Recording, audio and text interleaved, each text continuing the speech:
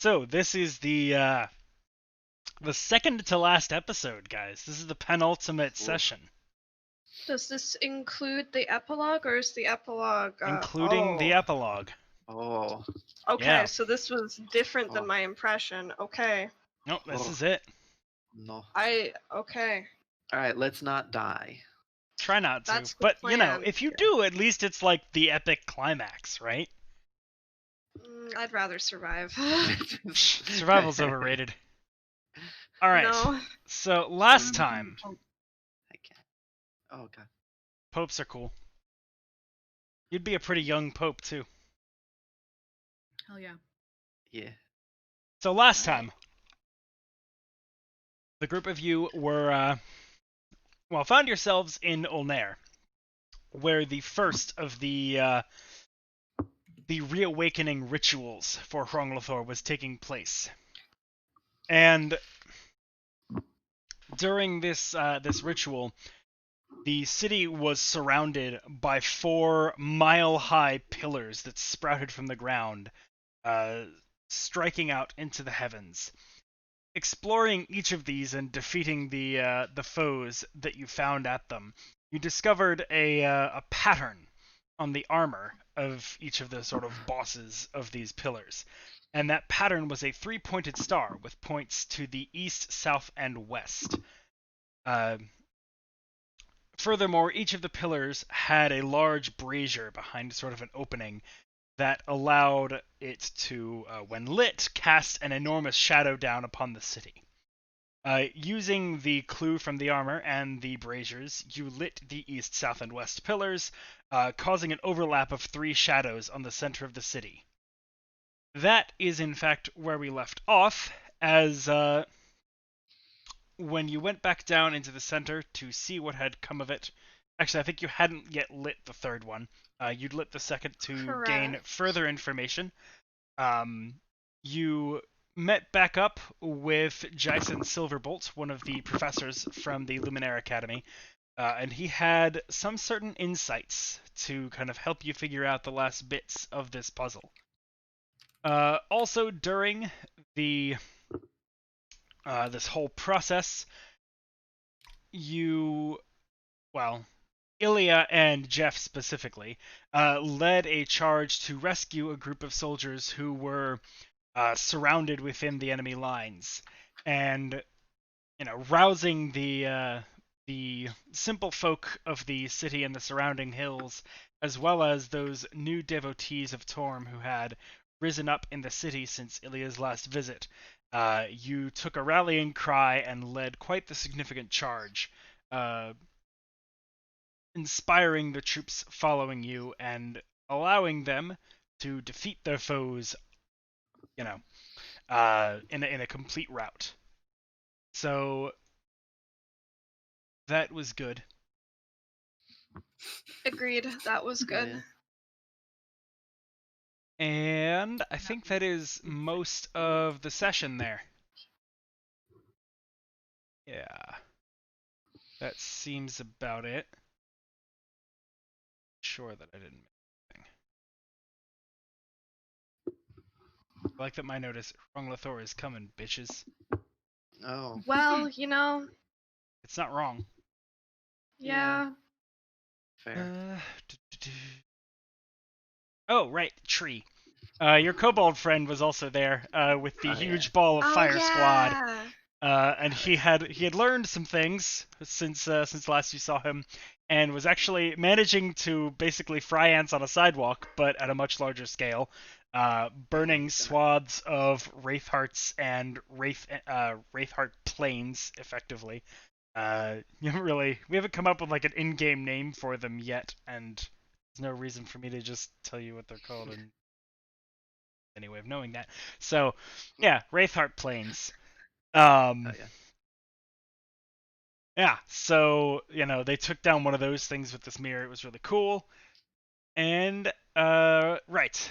Gnaeus also gave Jeff and Ilya the Uvari Adaptive Plate Armor, which increases their base AC to 20 and allows them to make dex saves with advantage. Specifically to avoid an effect. There are very rarely, if ever, dex saves that aren't that, but if there were, wouldn't apply. Sure. Okay, so you all are in the center of the city with Jason and a few other of the professors of the Luminaire Academy. Hey, Initial Butler, thank you for joining us, man. Glad to have you with us. How's it going? So you were back in the center of the city with Jason and some of the other professors from the Luminaire Academy. And Jason has just kind of informed you that he was able to see this sort of dark fire that it was only like an echo. It wasn't a fully formed flame, but it was this immense like ritual pyre in the center of the city. But the flame itself was black, and within it had these flashes of varying colors.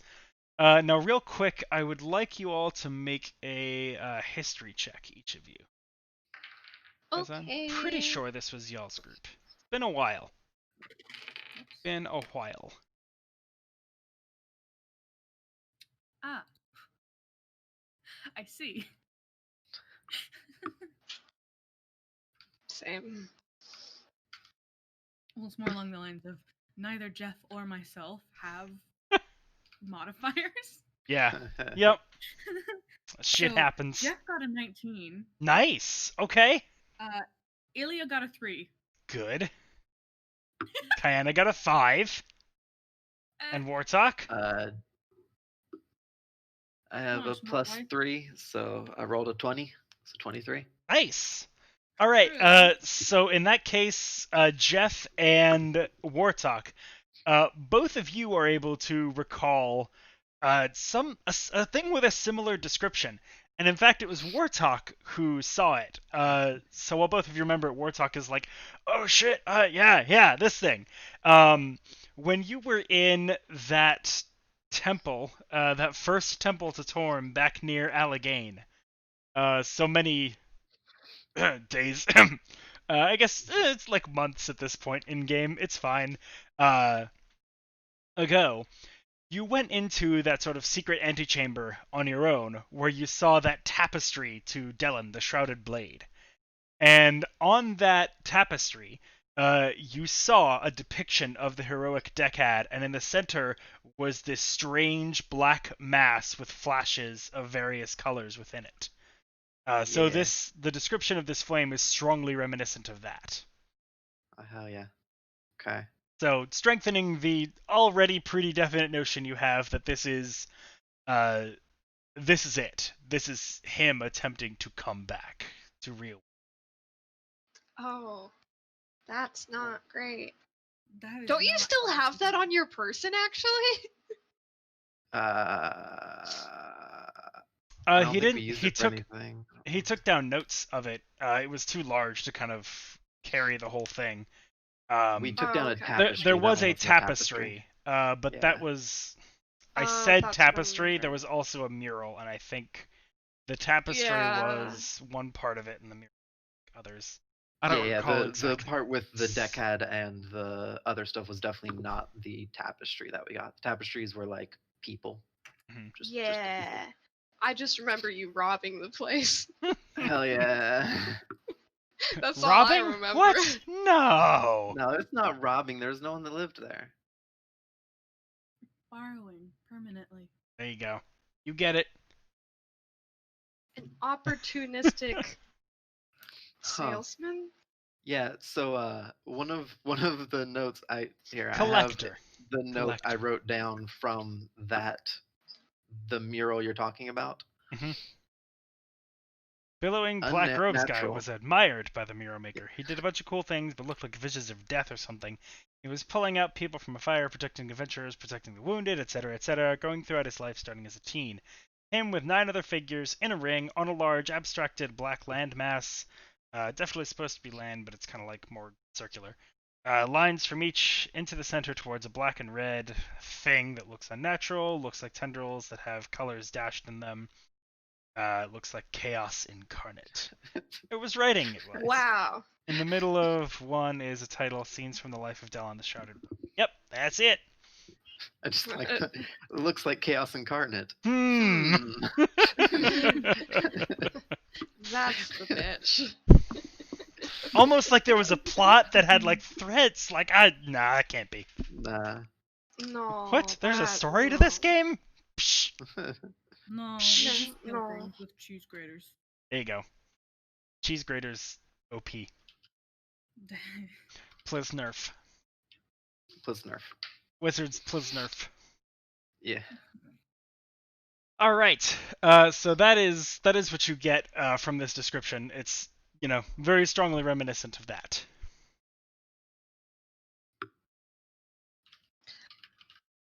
That ain't good.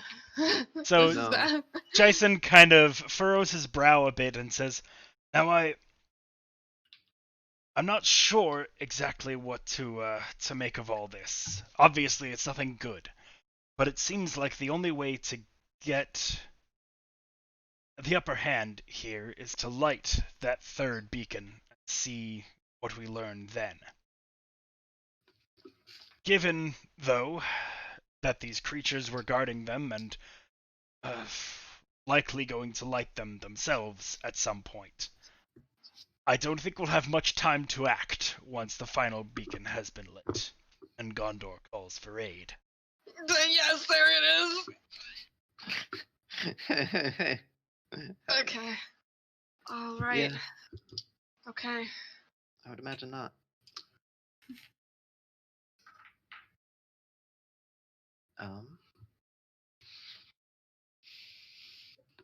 Is What I should- guess Is there anything in particular we should do to prepare, or?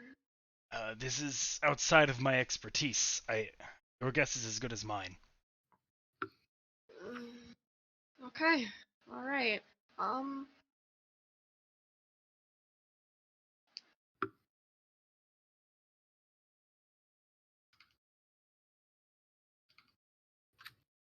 Myself and some of the other professors will try some things on this fire, see if we can get it to react, while you are preparing in whatever way seems best to you. okay. So with the two shadows sort of overlaid on top of the center of the city here.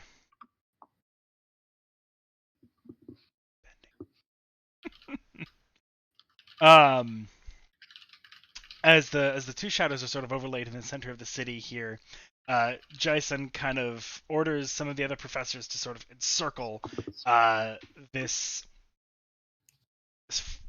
shadowy flame thing, and they start slinging spells at it.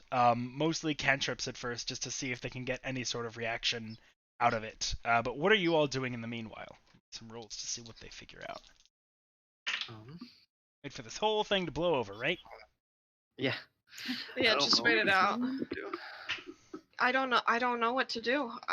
Like, what I would like to get is a long rest, but we don't have time for that. No, so, can't do that. um, I At the don't very know least, if a short rest so Jeff can get all of his shit back. fair. I'm okay with a short rest if there's the time for that. Yeah. Just as a mechanical reminder, the last time you all did take a short rest, the battle does Yeah. progress around you, so I make more rolls for that, Right. and the Wraithhearts were starting to push back pretty significantly on the last one. So Yeah. just This is keep great. that in mind. Well, let's fly in the air and make pot shots. Warthog's got a gun.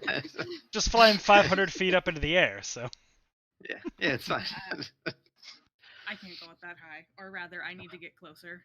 I only have Very 240 for the general. oh right, you have to shots actually use the sorcery point for the other. True. Yeah, I haven't gotten Eldritch Spear, so. Yeah. There's a UA feat that lets you take like the what's it called? Metamagic The rest Adept. Of the magics? Yeah. Like it lets you start doing like Yeah, some of the yeah, yeah. metamagic stuff without taking classes in Sorcerer, and I was like What? blown away when I saw that shit. What? Yeah. Right? My only I like problem this. is that you get so you get 2 sorcery points from it. Mm-hmm. That's all But you they need. don't work the same as Oh. your sorcery points do as you would as a sorcerer. Yeah. So you can't like trade. You can't break them down into like spell slots or whatever. They're considered Okay. a separate thing of sorcery points. Which I think I get. Like, for a feat, I think that's more balanced. It makes sense, and I get Yeah. it, but Right. like, It it's is a lot little of bookkeeping frustrating. that I hate. Yeah, for sure. The show. Yeah. But all right. So are you all lighting this other brazier? Are you just contributing to the fight? Are you taking your short rest? What are we doing? Probably either lighting the beacon or contributing, in my opinion. Yeah. I mean, okay, Yeah. so I'm Well- out of I'm out of warlock spell slots. I have 1 cleric spell slot, Right. and Jeff has burnt through everything but his breath weapon and 1 superiority die. That's perfect. That's exactly what I wanted to hear. No, it- shut up. It actually Whose side like are you on? not in a bad way. Like legit. Like in a good way We've for you used guys. a lot of resources. Okay. I mean, I wouldn't say it was a waste. no, We not a used waste. No, she said used. She said You- used. Yeah. Oh, I heard wasted. I'm like, No. You're no. alive. It wasn't a waste. Yeah. Yeah, Jeff Yeah. destroyed See, that- several yeah. things with lots of no. damage, and I cast bless at least once. These one of resources the are recent here bless to be casts used, Yeah. so using them Yeah. is not a waste. Might I ask that Jeff and I take a short rest while you start taking pot shots at things up in the air? That's kind of what I was gonna Yeah. suggest. Can I have I would get another myself wild up shape. I think I could cast. use a little bit of healing. Well, I guess I can. I can use a cleric I- spell slot in healing. I have a healing potion Oh, okay. too. I can use. I think you have a I have superior. several. I Don't have you? I have several healing potions. We don't have time during combat to use them. Oh wait, no, I think I have. Hang on. I think I have a thing. Yeah. Okay, I have.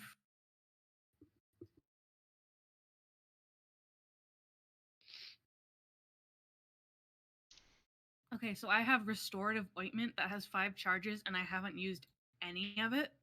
How much Hmm. does it restore? 2d8 plus 2 hit points, and the target ceases to be poisoned and is cured of diseases. Oh yeah, it's the aloe vera. Yeah, the aloe Yeah, I vera. have aloe vera.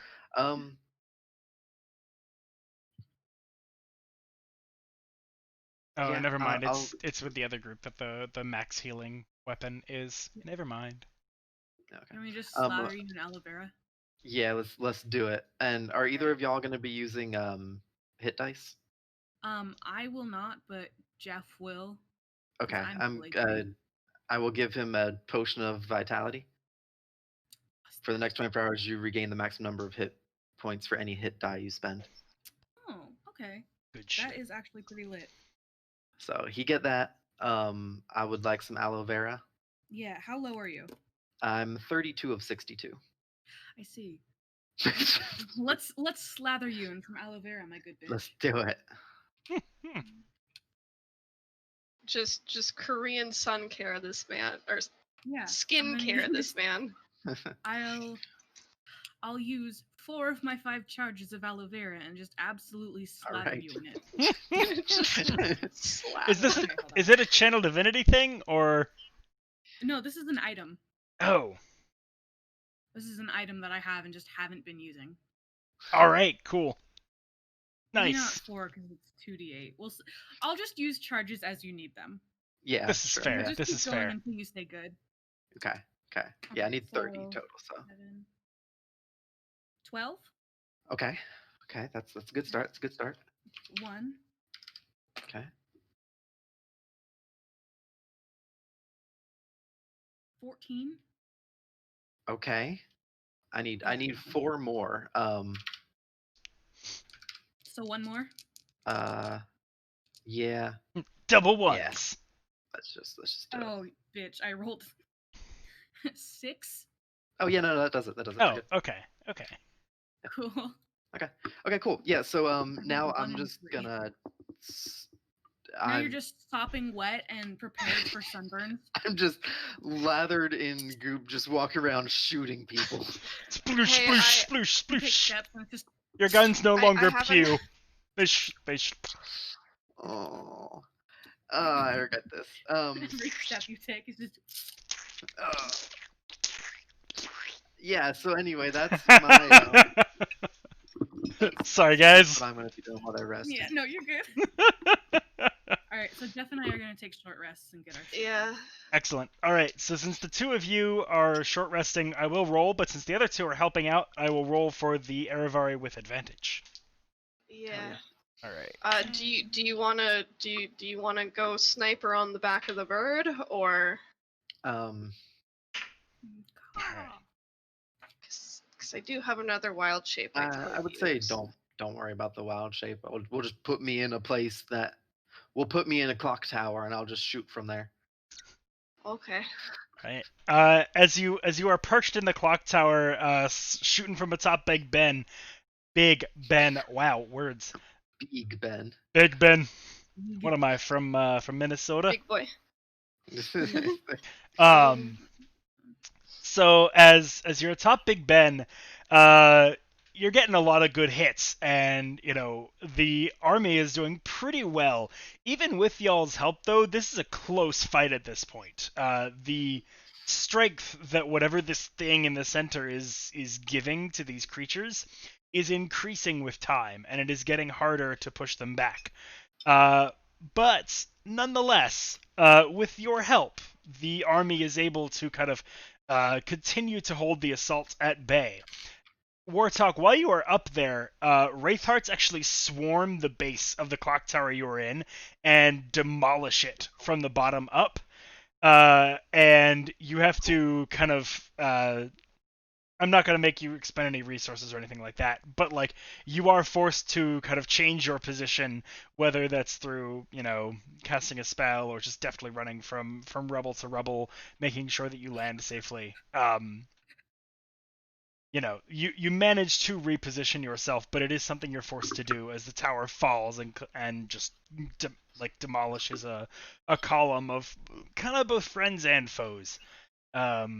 Just as part of the damage of the battle that is being waged in the city. Sure. Nevertheless, you complete your short rest, the two of you who take it, and the battle's overall condition is unchanged. Okay. So Jeff is gonna take that potion and use 4 of his 6 remaining hit die. Okay. Cool. And he'll be at full health. Hell yeah. And he has everything but an indomitable back. Okay. And Ilya doesn't need to use any hit die. But I will get back my temp HP! Woo! Hell yeah, temp HP. Yay, temp HP. Yeah. Alright, at the end of this hour, are we lighting the beacon? I guess we kind of have to, right? We don't have another course of action. Indeed. It's Right. light the beacon or keep shooting the things, and that's not going too great. Right. Yeah. I think we do it. Okay. Never mind, I don't get back temp HP. I forgot I swapped out that invocation. Damn. Oh, It's fine. F. Boo, It's no okay. temp Temp HP. Oh no, my temp HP! It's okay, I can see through walls instead. Nice. Hell yeah. That's fair.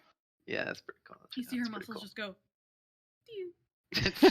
But then her pupils go, "Eh?" Yeah. I fucking love warlocks, okay? They're my favorite class. They're pretty They're great. good. Right. They're pretty good. great. Yeah. So at the end of the hour, as Wartalk and Kayana are still fighting amongst the troops, Jason sends up with his with a spell a magical signal flare, if that effectively bursts over the center of the city, basically saying we've learned as much as we can. We're ready. Okay. Lit. Yeah. All right. Well, let's head back. All right. Bean and then Mhm. do it. Lighting the beacon before you're heading back, or heading back before lighting the beacon. I assumed he was wanting to talk once they learned what they learned. That's fine. That was the goal, right? I also It wasn't was operating explicitly under stated, that. but if that's the assumption that you would make in character, that's a totally fine assumption. Yeah. That's the assumption I make. Yeah. Cool. All right. So, getting back to the center of the city, Jason, with several of the other professors many of whom look pretty exhausted, like they're tapped for spell slots. Jesse kind of comes up to you and kind of wipes a bit of sweat from his brow and says, "Okay, well, what we were able to learn is that it does act in a way like fire does, and so we were able to get it to respond to flicker a bit when we cast water-based spells like shape or control water on it. We weren't able quite to achieve the volume, or perhaps it's simply because the flame is not completely here yet. We weren't able to actually douse it, but that was part of it. Another thing is that it also reacted to the few of us who are able to cast spells of light, of radiance. So if it were up to me, I would say that well, we've expended quite a lot of our power, but you have some stores remaining, it seems. If you can combine those spells, something like control water and a blast of radiant energy, that might give the reaction needed to fully douse this flame once the third beacon is lit. Once the third beacon is lit? Yes, I don't think it can be destroyed while only two are casting their shadows. Okay. All right. Well, I got the water. And Cantrip. shh. I learned it. Yeah. I can do both. Also, I can just hit it. A punch. One of the I got my- professors from the War Mages College comes forward and presents Jeff with a stone that he says, "This is good for one charge. It should allow you to convert the energy on that sword from cold to radiant. That will help so that you can contribute as well. You'll Okay. make better power from it than I will, I think." Okay. So Our jocks boy get joined the radiant. club. Yeah. Jocks Yeah. get the radiant. holy Nerds get club. water. Hell yeah. We're going to Christian camp. Vacation Bible camp, everybody! Black socks, they never get dirty. The longer you wear them, the blacker they get. Did you guys never go to camp? Not a camp that sang that one. No? I went to Oh. several camps. Or like when the camp counselors, there'd be the Order of the Forks, and they'd get a new person to Yeah, join. that one was a thing for sure. We nominate you. Woo! Eh. Camp I is went to camp. cursed. It is. I went for a week, and It's I am great. scarred for life. Isn't it wonderful? Yeah. No. Yeah, It's the best kind of scarring. I like cursed things. Yeah, it's It's See- like a cult, you know? It's great. You get to feel like you're part of something. Yeah. Yeah, indoctrination and hazing. Exactly. My favorite act. My favorite childhood pastimes. I mean, isn't be that everyone's fair, favorite is- childhood pastimes? Just when you're on the right side of it. See, that's the thing. I was never on the right side of it. Ah, ever. you were doing it Oh, wrong no. then. Neither was I. I was also doing it wrong. See, the only reason I had a good experience at camp is because I went with my cousin, and her older sister and boyfriend were counselors there. Ah, Okay. see, you had an in. Yeah. Speaking of inns, And the her one in this boyfriend city was just got obliterated. Let's go. Oh shit! No, they're temp HP. They're temp housing, There was probably nobody in there. Probably. probably. No, my booze. No, the booze is in the cellar underneath. It's fine. Oh, okay. Oh, Okay, I was God. gonna say. We got the basement. Wartalk was about to go ape shit. War types whiskey enter sense a starts rage. tingling. He suddenly multiclasses 8 levels in Barbarian. Hell yeah. Let's Hell go. yeah. Alright, yeah, let's do alright. this. So, So, Yeah, let's get the last one lit, and then we'll. I think. Do they said create water? Create destroy water? Just causing water to inundate it is the goal. Oh, However okay. you choose to do that. Yeah. Oh, yeah. quick question about that then. Actually, Sure. marvelous pigments. Can that create water? If you draw a wave, theoretically. It might only be solid objects. Give me a sec.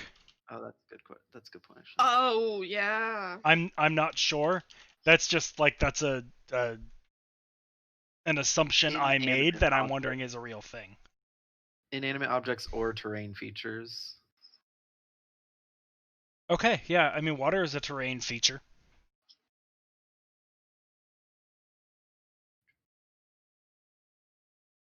It can't have a greater value than blah blah blah. Energy forms dissipate right away, but it's not energy forms. So. Yeah, Okay, I wouldn't cool. say it's. I will say I'll be- if you're trying to use all of it, you're gonna take about. I think you have like 900 square feet left, so take you about 90 minutes. I mean, I'll just enough to inundate it. Like I figure that would be more time good than create water. To be honest, Fair enough. I'll make a bucket and then start making water in there while they start going to light the um fire. Words are hard. Lit. Yeah, Yeah, exactly. You got it. you get it. So it allows you to create things that are up to 10,000 cubic feet. So effectively, if you want to do 10,000 cubic feet, that's 100 feet by 100 feet. So, like 100-foot squares, I think. No, wait, never mind. 100.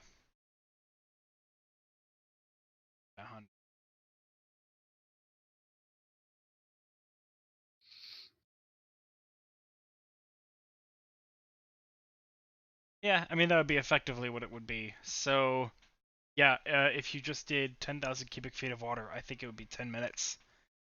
Assuming the way that this works is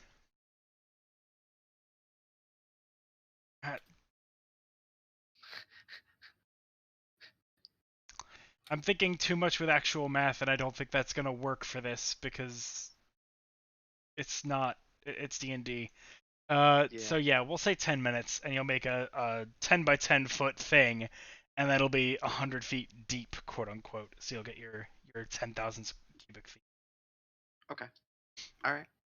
Deal. Nice. which is a fuck ton of water to be able to do in 10 minutes.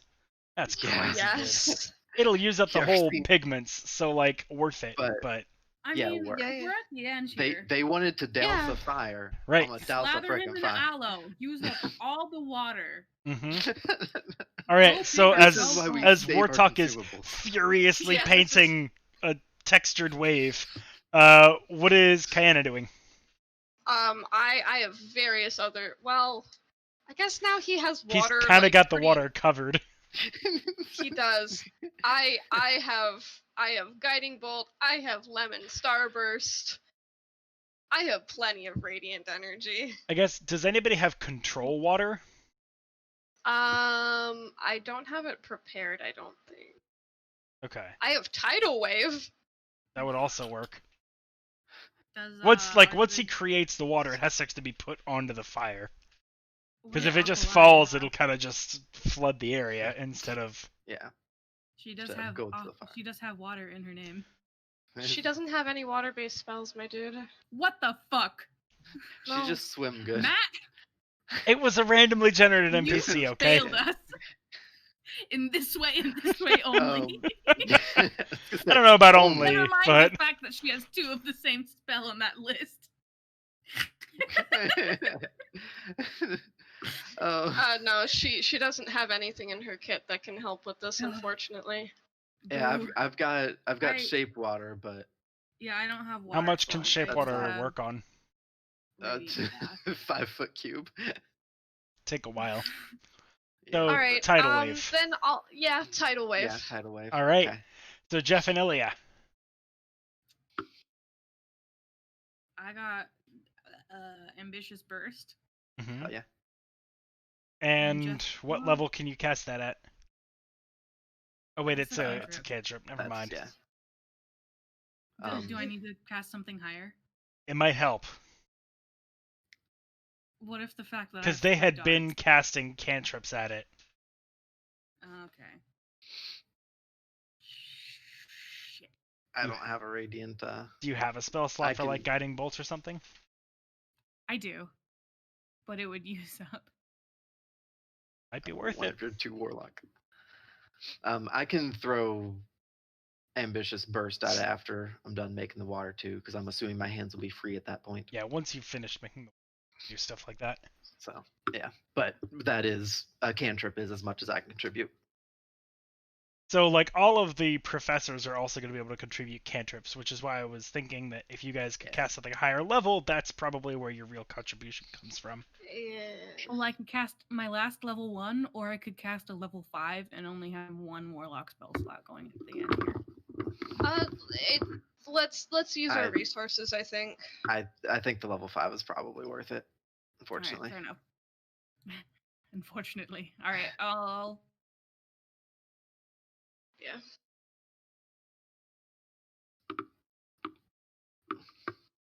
What if I just cast Wall of Light directly in it? That could work too. I mean, I say this like only because I took that spell and I haven't used it yet. I took it like 3 levels ago. No, I'll use Guiding Bolt. It's the standard. Fair. True enough. Fair.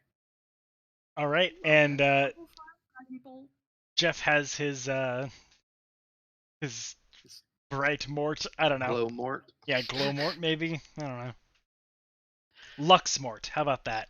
Nice. sure. Go with the Latin. Why not? Name. Alrighty.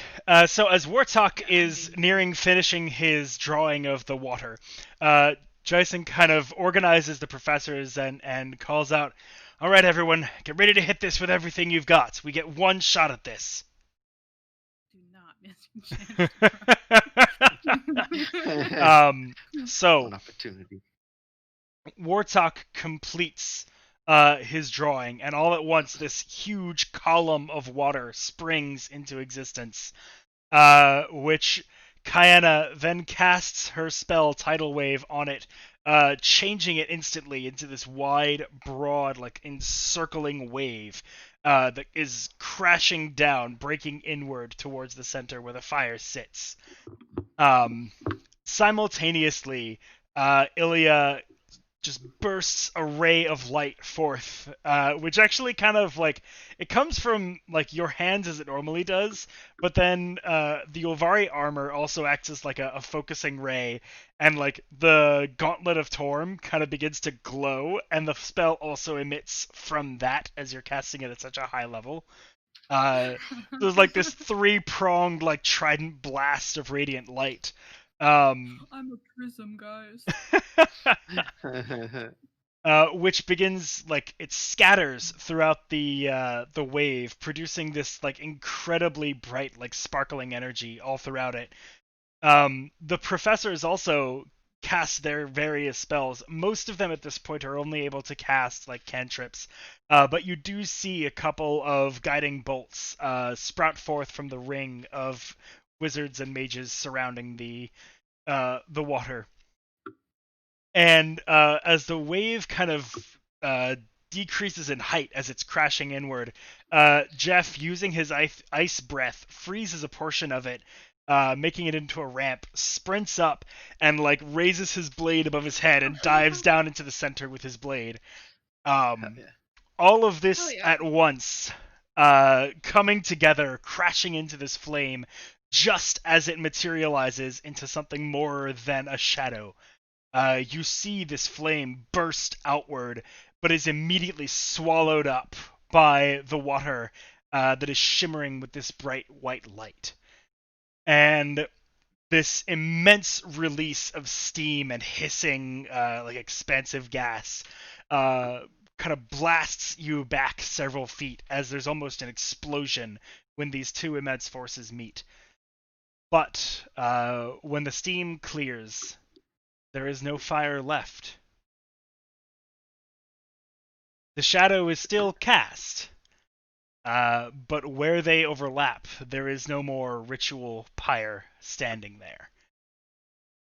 The energy that was emitting from this, you can actually like feel. It's almost like gravity has lessened in the area.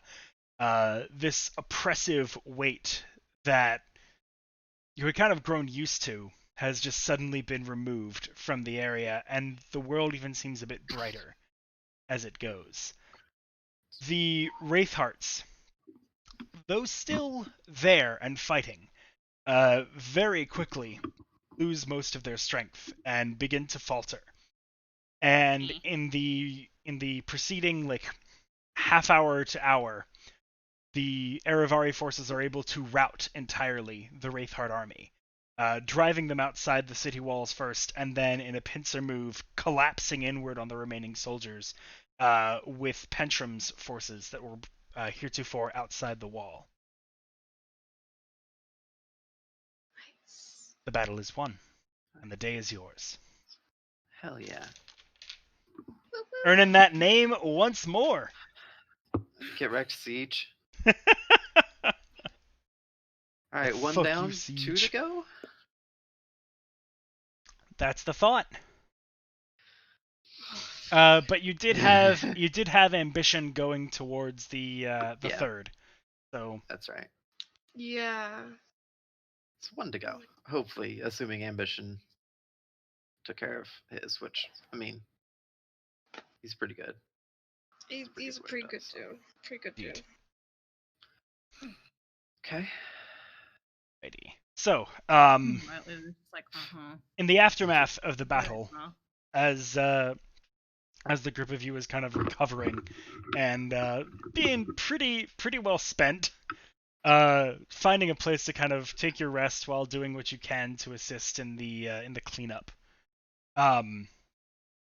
There is a parting in the swaths of milling soldiers and guardsmen, and as well as the citizenry that are kind of coming back in to help with the aftermath. They sort of part out of the way all at once, and a small retinue of mounted soldiers, led by your familiar friend, King Pentrum, rides up through the ranks to greet you. At his side is another familiar face, but one that it's been even longer since last you saw. Kersha is astride a dark gray horse to his right. Interestingly, you can see the blades that she has at her sides, the short sword and dagger, are different than last you saw her. And in fact, they radiate a power. You can tell that they are magical in nature.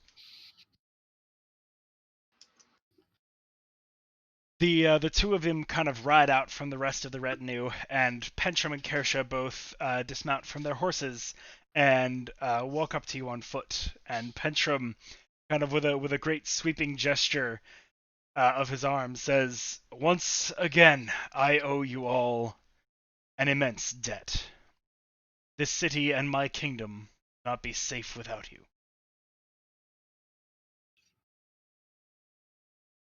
Nothing. I want to give him a hug. He opens his arms wide and accepts the hug.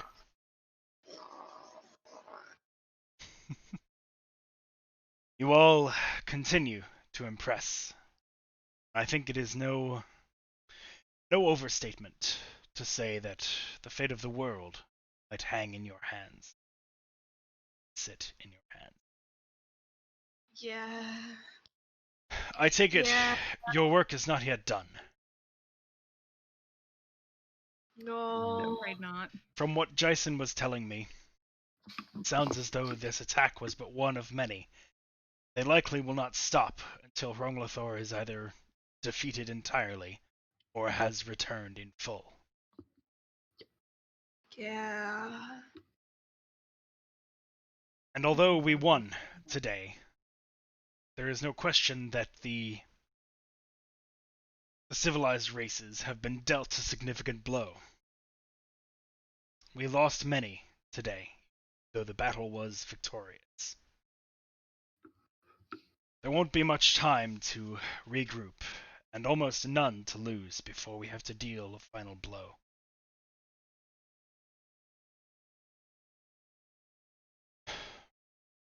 Do you know where the next attacks will land?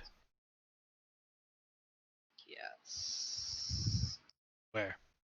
Christine doesn't, but Kayana does. Yeah.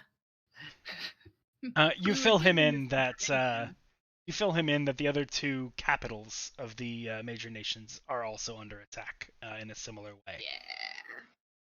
And he looks back to his retinue and to the soldiers that remain, and he says, "In that case, Limna may have to sit in ruin for a while before we can tend to her wounds. I think we will ride for one of those two capitals. Which one are you going to next? I think I will take my remaining forces to the other."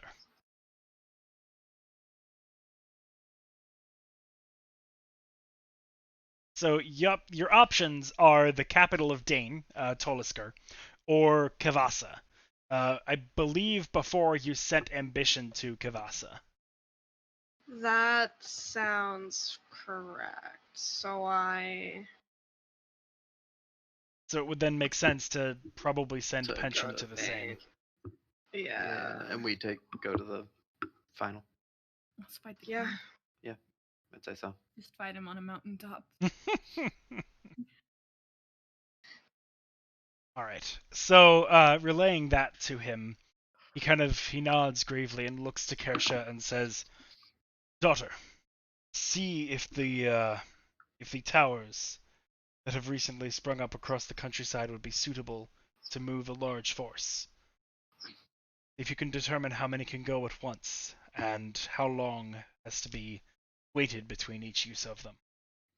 Ideally, we would use those to cross the countryside in less time." And Kersha kind of nods, and she looks at the group of you and says, "I suppose a more heartfelt reunion will have to wait. In the meantime, you should know that Shadra is doing well. She is safe, and her parents are as well. It would take a little while to fill you in for everything that has happened, so I will wait for that until we're in a safer environment. But know that I now wield," and she draws the short sword and dagger, "a relic weapon, just as you do. So Hey. we have that in common." Sheathes them again. And she turns back to King Pentrim and kind of gives him a bow and says, "I'll see it done, Father. I'll send a messenger back within the day with what I find." And he kind of nods to her and says, "I'll begin preparations for moving out the rest of the army then. Thank you." And she remounts her horse and heads off out of the city. Pentrim remains there for a little while longer. And just, generally, like, for a few more minutes, talks with you about, what you found in the pillars and what the, the solution that you came to and the crux of the matter, like what the actual flame seemed to be, and, explain all of that to him. And he's actually, he's taking notes in a small notebook that he keeps in his breast pocket as you speak. And once your little exchange is over, he puts the book back, mounts his horse, and likewise kind of heads off, leaving the group of you to do as you will until you move to the second pillar, to the capital of Dane. So I assume a long rest is in order. Please. Oh yeah. Yes. Yeah. Also, 12 isn't a huge level, so it might be good to take an intermission and have you all level up to 12 before we come back. Mystic Arcanum. Okay. Eldritch Spear. Really? Also, can you reset and level up Jeff for me, please? E. All right, let's take a brief intermission from the stream. We will be back post haste with level 12 characters. Ooh. Yay!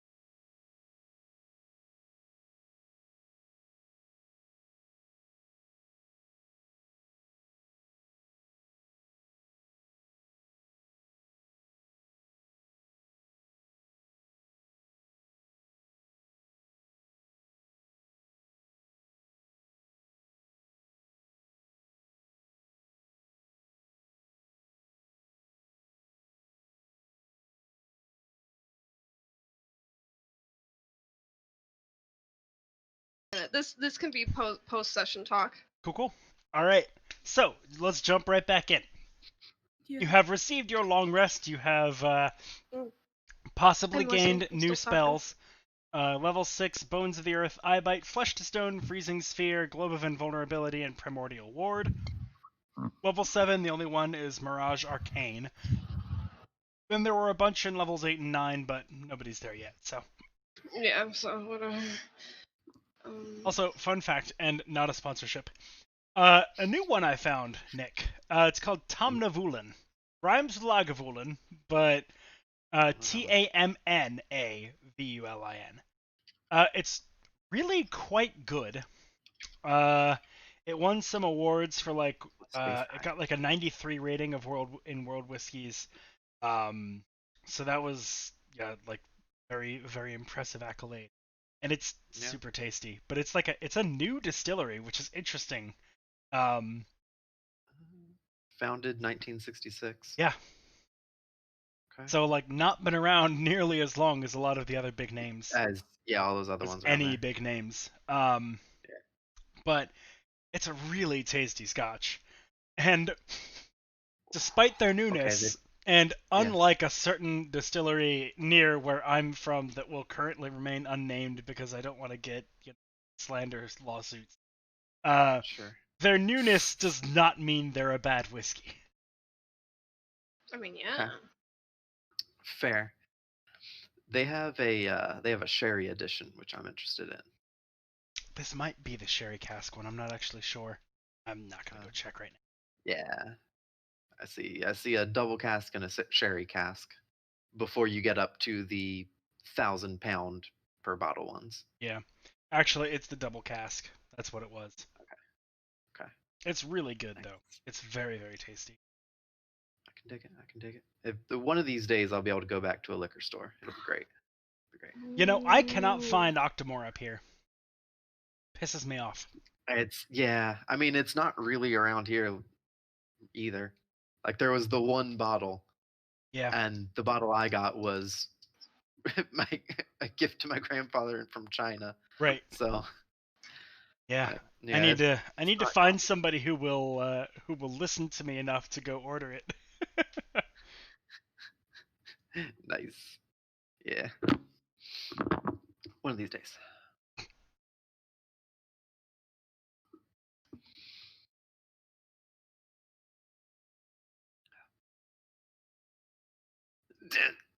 No, not the asshole. Actually, 100% not the asshole. At least in my opinion. I'd Photoshop the shit out of that. My favorite thing is posting something into this chat here and then watching as all of you go to read it. Yep. Watching all of you slowly like dominoes, just like. Yeah, it's pretty great. It's pretty great. Not gonna lie. No. Yeah, I'm rolling not the asshole on that one. Yeah. Yeah, not the asshole on that one. Oof. Alrighty, so you get the benefits of your long rest. You get your new spells. What are we doing? Are we heading right there? Are we trying to do anything on the way? Are we dilly-dallying and letting Hrunglothor rise and just to see what happens? No, we're gonna go punch the King of Dane in the face. I had a hope. I Jeff say and I we are gonna- do it. Let's pledge ourselves to Hrunglothor and let's just see what happens. Okay, we can do that, but Jeff and I need to beat up the King of Dane, like Summer and Uncle Rick in that one part where they get all jacked up and they go around beating up people. Yeah. They beat up the devil. X gonna give it to you. Yeah, that's what me and Jeff are gonna do. Okay. I'm down for beating up the King of Dane. Let's go to Dane. Yeah, let's just bully him. Yeah. Okay. Agreed. As you are... Oh, I should have done this during the intermission. I'm an idiot! As you awaken from your long rest and are preparing to set out the following morning, your weapons surge with power. Hell yeah. Oh. indicating the release of another of the relic weapons. And by your count, this makes 10. Oh no. We gotta go. All right, so Atarax is now with the other group.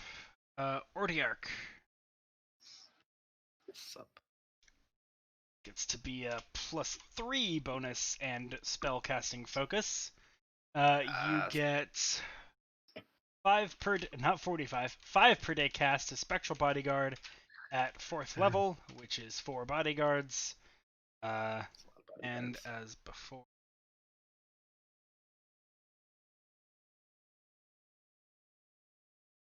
Oh, not as before.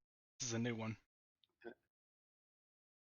You can now cast your bodyguards not only on yourself, but to anyone within 30 feet of you. Okay. And your hit upgrade is now 5 times a day.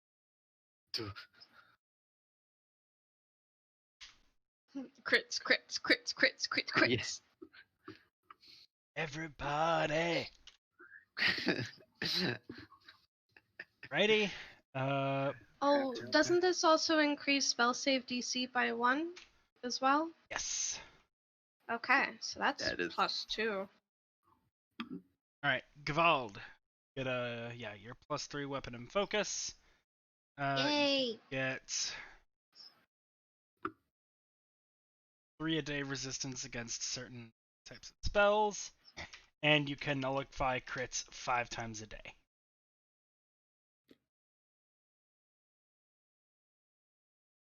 Okay, 5 on that, and then 3 on spells. So that's and then Vindex goes to +3. Your external shield is now 4 times a day instead of 2. And instead of half health, your Aura of Salvation now restores an ally to full health.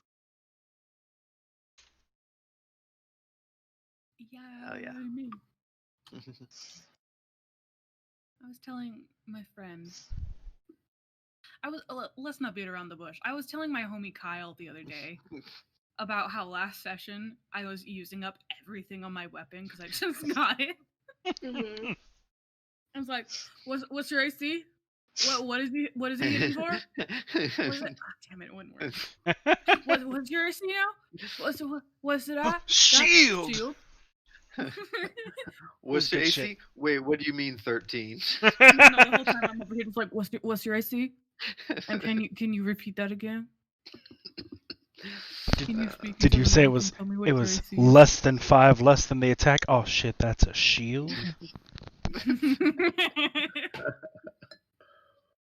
Love it. I'm gonna let you finish. I'm gonna let you finish, but shield. Yeah. Or like Warthog falls in battle. No. You get back up. No, you drop your crown king. Hit that undo button. You dropped your crown king. Yeah. Get back up there. Just Control Z that real quick. Yeah.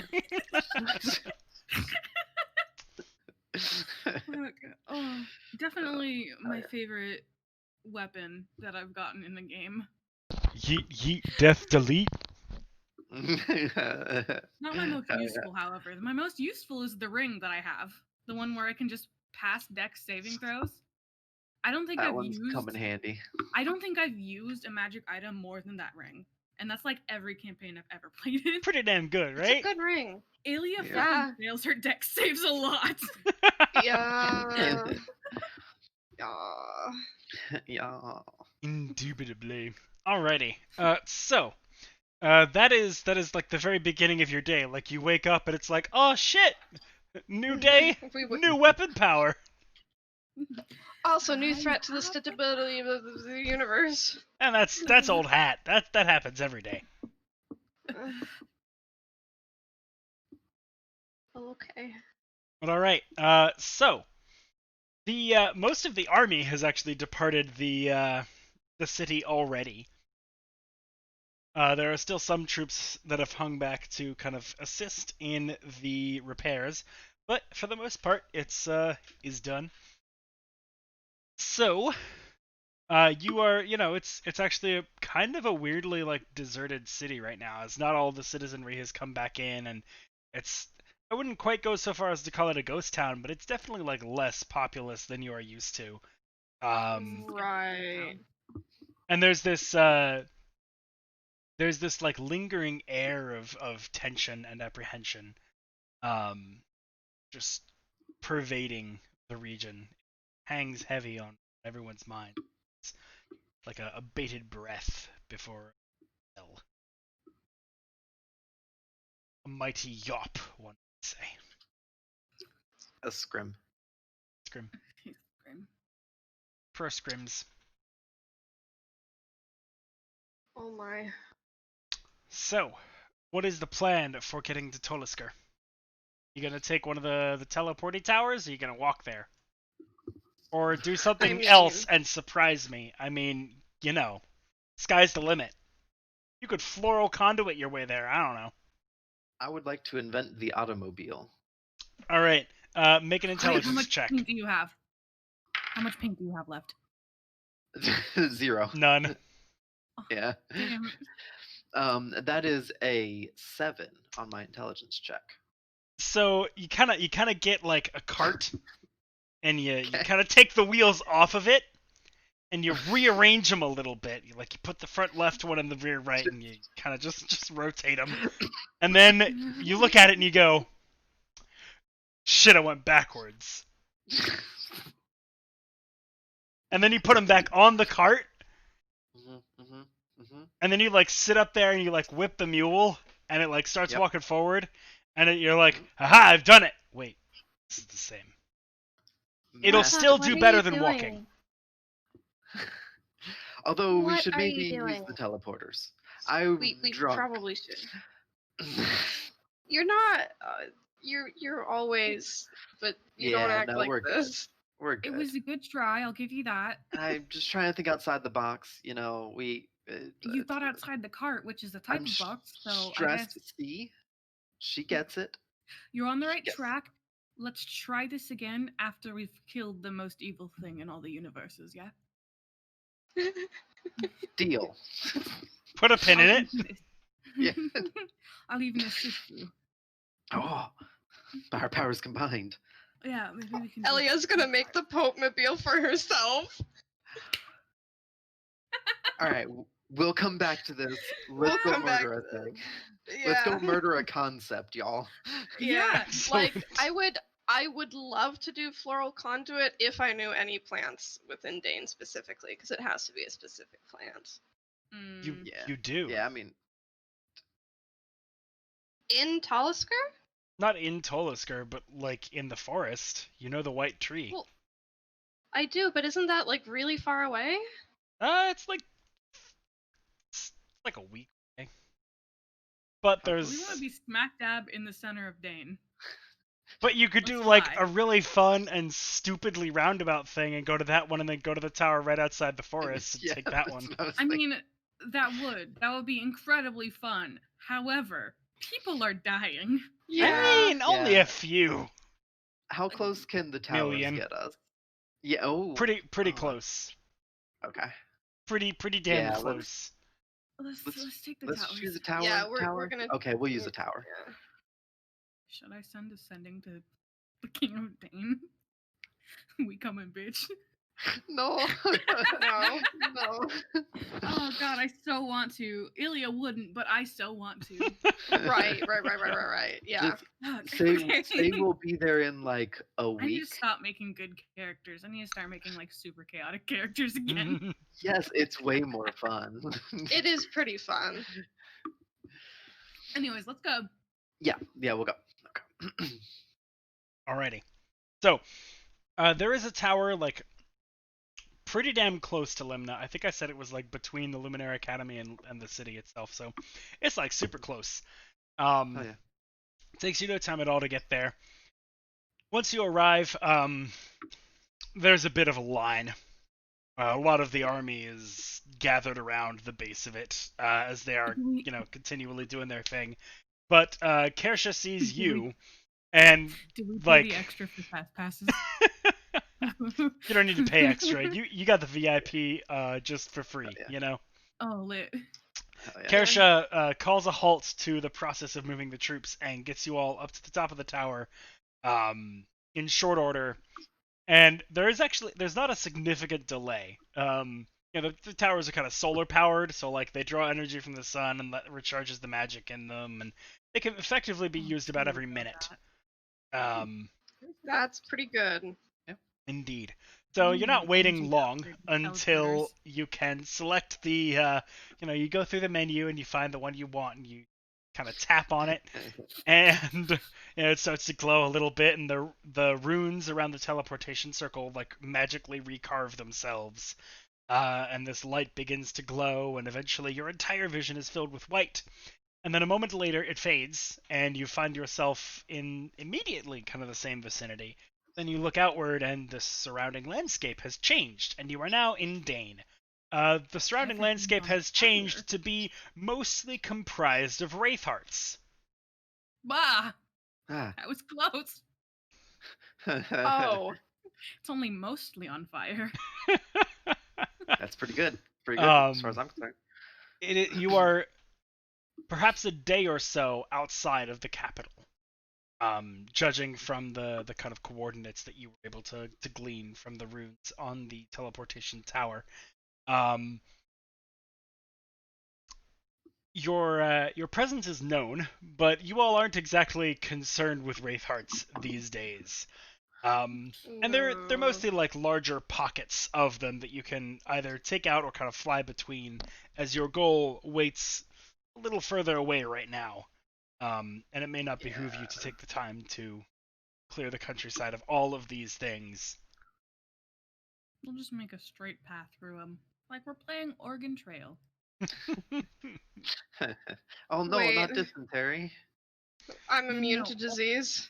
At one point, there's a wraithheart whose name is Terry, and he takes umbrage against the fact that one of you used vicious mockery or something on him, and so he calls down a swarm of wraiths to kill you all, and you've died of dysentery. Oh man, not again. Shit. Okay. So are you gonna roll for psychic damage, or do we have to roll for that? Yes. Let's all roll for psychic damage. It's 2d20. 2d20? Oh god. I rolled a 20 and a 17. Okay. I got a 2 and a 16. I rolled 2 10s. Alright. I don't know what any of this means, so some things take psychic damage. You move on. Alright. So you, in a combination of like carving your path through when you need to and maneuvering around the wraithhearts when you can, you make good time towards the capital city. And when you arrive, there is, as you might expect, there's kind of a dense throng of wraiths outside of the city wall. Are you going to cut your way through them, or attempt to kind of go over the wall and avoid them to get to the heart of the map? I mean, we gotta how feasible? We gotta do the thing we've been talking about since level 8. Or maybe it was earlier. Ago. Maybe it was 7. Definitely a while ago then. Where we're fucking just dimension dooring Clanky right on top of the man. Just cut through everything. Just drop Clanky from 500 feet up. Yeah. But Clanky'll die. I'm attached to Clanky now. He's our mascot. We can't let him die. Well, we got a slingshot the King of Dane, 500 feet in one direction. All right. All right, here's what you do. I'll lay on the ground. Y'all pick up the King of Dane and hold him over me. All right? And then I start blasting. So I started blasting. Start blasting. Good lord. Good lord. It would probably be best if we were to just go over the wall and try and make our way through to the center without attracting too much. Yeah, because we're kind of on a high profile mission and we don't want to spend more resources than we need to. If we start killing them here, then they're all going to collapse in on this position, which is going to follow us to the king. Right. Yeah. Granted, if we don't start killing them, they might all collapse in on us once we start killing the king. But there's 6 of us. We can't fight an army on our own. Yeah. Yeah. We can certainly try, but but it wouldn't go well. Yeah, I think going over. Let's assassinate a king. Yeah. Alrighty. It won't be that simple. The horrible king of Dane. You. Okay. So, let's see here.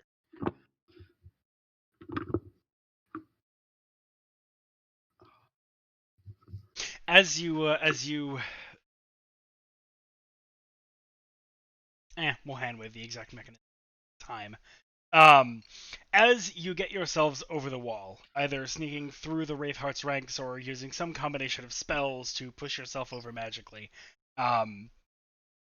the terrain in the city beyond, the general lay of the land, is rather surprising to you. It is mostly empty. The city itself is... There's no humanoids around that you can see. There is the castle, the sort of royal palace that is... I guess none of you would exactly know what it looked like before, but it doesn't look like any human-made castle you've ever seen before. There are kind of elements of stone that kind of peek through, but the general construction of the walls are these like strangely sheer carved crystals of basalt and obsidian, the kind of the column basalt. Yeah, with like with obsidian crystals like stuck off of them and like jutting down into like pointed spikes at the tops and bottoms. This very like some of the like wings and various battlements of the castle seem to almost defy gravity, with like immense like boulders of obsidian perched precariously in ways that just don't seem feasible to your rational minds. The entire castle has this horrid, foreboding aura about it, and even as you look on, the form seems indefinite. Like you see things that are there one moment, and then the next they've shifted.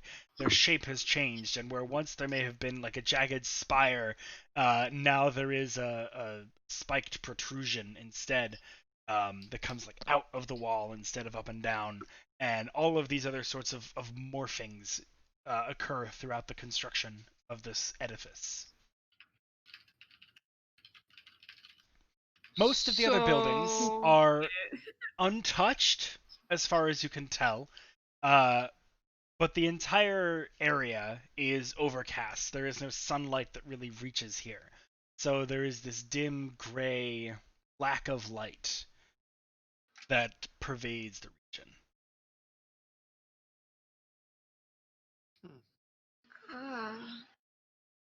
So, you know, good stuff. Yeah. Oh, yeah. No, totally good. Totally good. It is how the kids say lit? No. How do we tell the people of Dane that they've been the stage of JRPG final boss for like the last 300 years? Because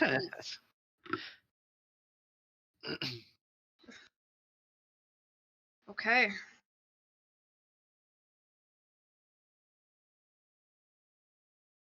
Well, shall we? I think I'm gonna take a wild guess. I think that's where we go. Yeah. I think so. Yeah, I think so. Just just my squid sense is tingling. Your instinct has never been wrong. You're getting better at lying. I'm proud of you. You had a good teacher. Yeah. All right, let's go die. No, not that. Beautiful. No dying. No. That was another lie. Don't worry. Death comes to all. Yeah. It's okay. Yeah. That. Who said that? Nobody. I don't know what you're talking about. Also, give me like a minute here. I need to. Jeff got weirdly introspective for a second. Yeah. I'm gonna use the restroom real quick and get more water while you do that. Then. This is.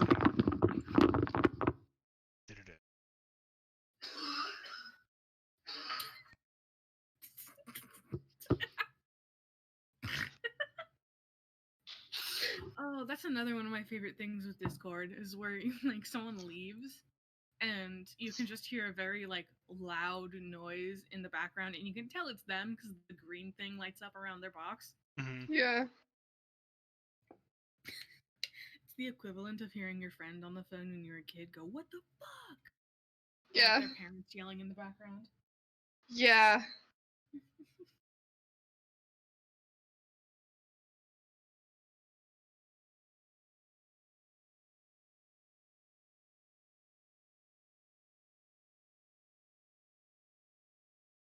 That's not good.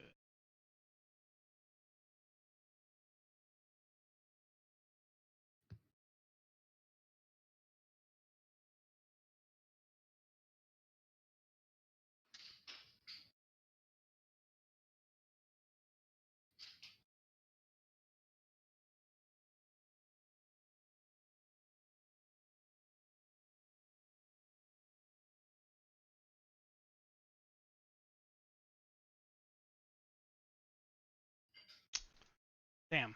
Okay, I can't build one D&D. Well, terrible. Cause it'll let me do this quickly.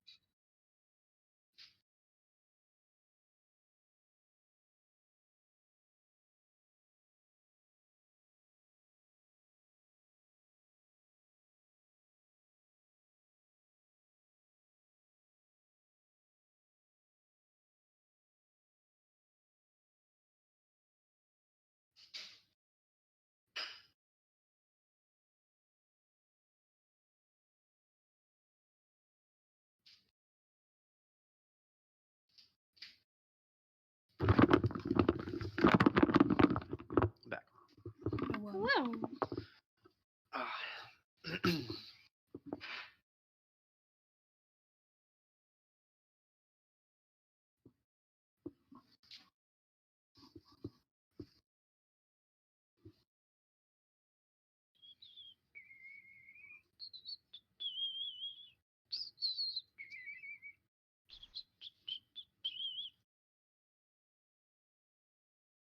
Appropriate song choice. Right though? I like how I look up and you just instantly have that like guilty pet look on your face. Oh, what you talking about? Of course you don't. I've been spotted.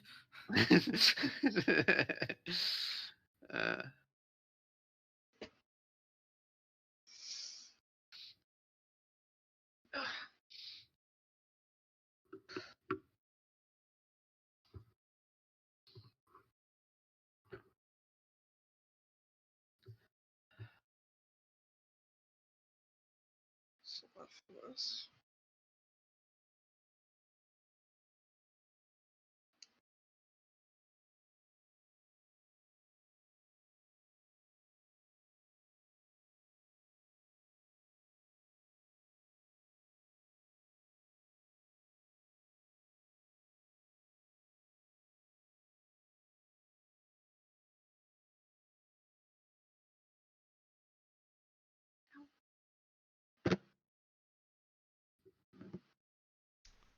Alright, be done here soon.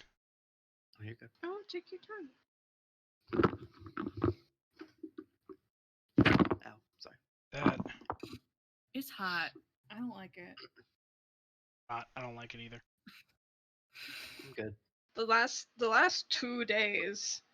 Dude, Well, I spent the last well, the last 2 days were my weekend, so I spent my weekend doing nothing. Hell yeah. That's ideal for weekends. I went out like around I think 2 or 3 to check on my plants, and I step outside and it was like 10 degrees hotter, and I'm like, oh, oh. Yeah. Speaking of plants, I have a little herb garden from a little like self-contained water thing. It's got a jalapeno now. It's like that long. It's growing. I'm excited. Oh, your little plant son. My plant baby. Oh, hot pepper jam. That's not a bad idea. Yeah. There are actually jam making instructions in the Joy of Cooking book that I got you. Hell yeah. I think it's towards like the very back, but yeah, there are jam making instructions. There might even be a hot pepper jam. In fact, I have the book on my bookshelf right now. God damn it. Let's look this bitch up.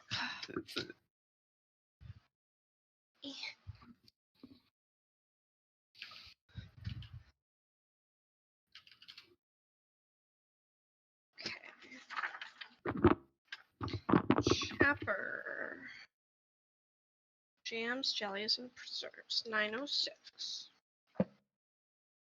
All right, cool. We're good. Okay. Right. So, as you enter the city, there are no humanoids around. There are a few Wraithhearts who seem to be acting as lookouts. The first couple that you pass by, you can kind of just relatively easily avoid, so that you have time to kind of notice a pattern of them kind of perched atop buildings.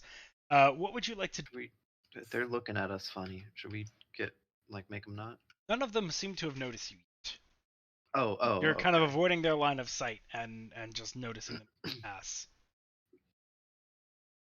Effectively, would you like to continue, or would you like to try and attack them and clear them out, or what are you looking at? We'd be giving away our position if we tried to get rid of them right now. If we can take them out in one shot, I'd say we do it, but I don't know that we can. Yeah. How many have we seen? You're seeing about one every 50 or so yards. Yeah, there's no way they don't have a web so that if one dies, they notice it and report it down the chain. Daisy chain, yeah. They would be fools. So yeah, I don't think we should try and take them out. Okay. Alrighty. So can I get stealth checks from everyone then? Sure can.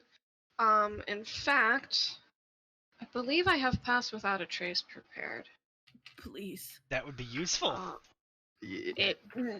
Darn tootin'. I do it. A good thing to note: the Ovari plate does not cause disadvantage on stealth. That is good to know. I do in fact have Pass Without Trace prepared, so that's going up. I thought it was just an attachment to the armor that we wore. I described it that way because you had armor on at the time. It would completely be able to take the place of your armor. Oh, okay, that's very good to know. I don't have to roll a disadvantage for the children anymore. It also, just for flavor's sake, it effectively has a glamour on it, so that you can make it look like your old armor, or your old armor with any, like, fancy adornments you want added, or however. Fucking perfect. Excellent. Okay. That 20? I rolled, so I'm not looking at stats right now, but as far as dice go, I rolled a 19, and Jeff rolled a nat 20. Nice. Oh, that's good. So we're looking at least a 29 and a 30. So basically, he has a 22, and I have a 19. Nice. Plus 10. Yeah. Plus so 10. 29 and 32. Yep. Yeah. Okay. Kayana got a 22. Okay. And Aqualaria has a plus 10. That is after the plus 10. Okay. Yeah, I got a 10. And I have plus 2. And then, Aqualaria has a 26. And Mortok, what did you end up with? So real quick, I assume Clanky is at disadvantage still. Are you bringing Clanky in? Yes, he would be at disadvantage. I mean, are we leaving Clanky just outside the walls? I assume we wanted him to help fight. We want Clanky for the final battle. Okay. Okay. He's our Lord's son. So he's got a 12. I've got a oh no. 35. You said he had a 21? 12 for Clanky. Oh, even with Pass Without Trace? Yeah. All right. Well, there is a choice then that must be made. Okay.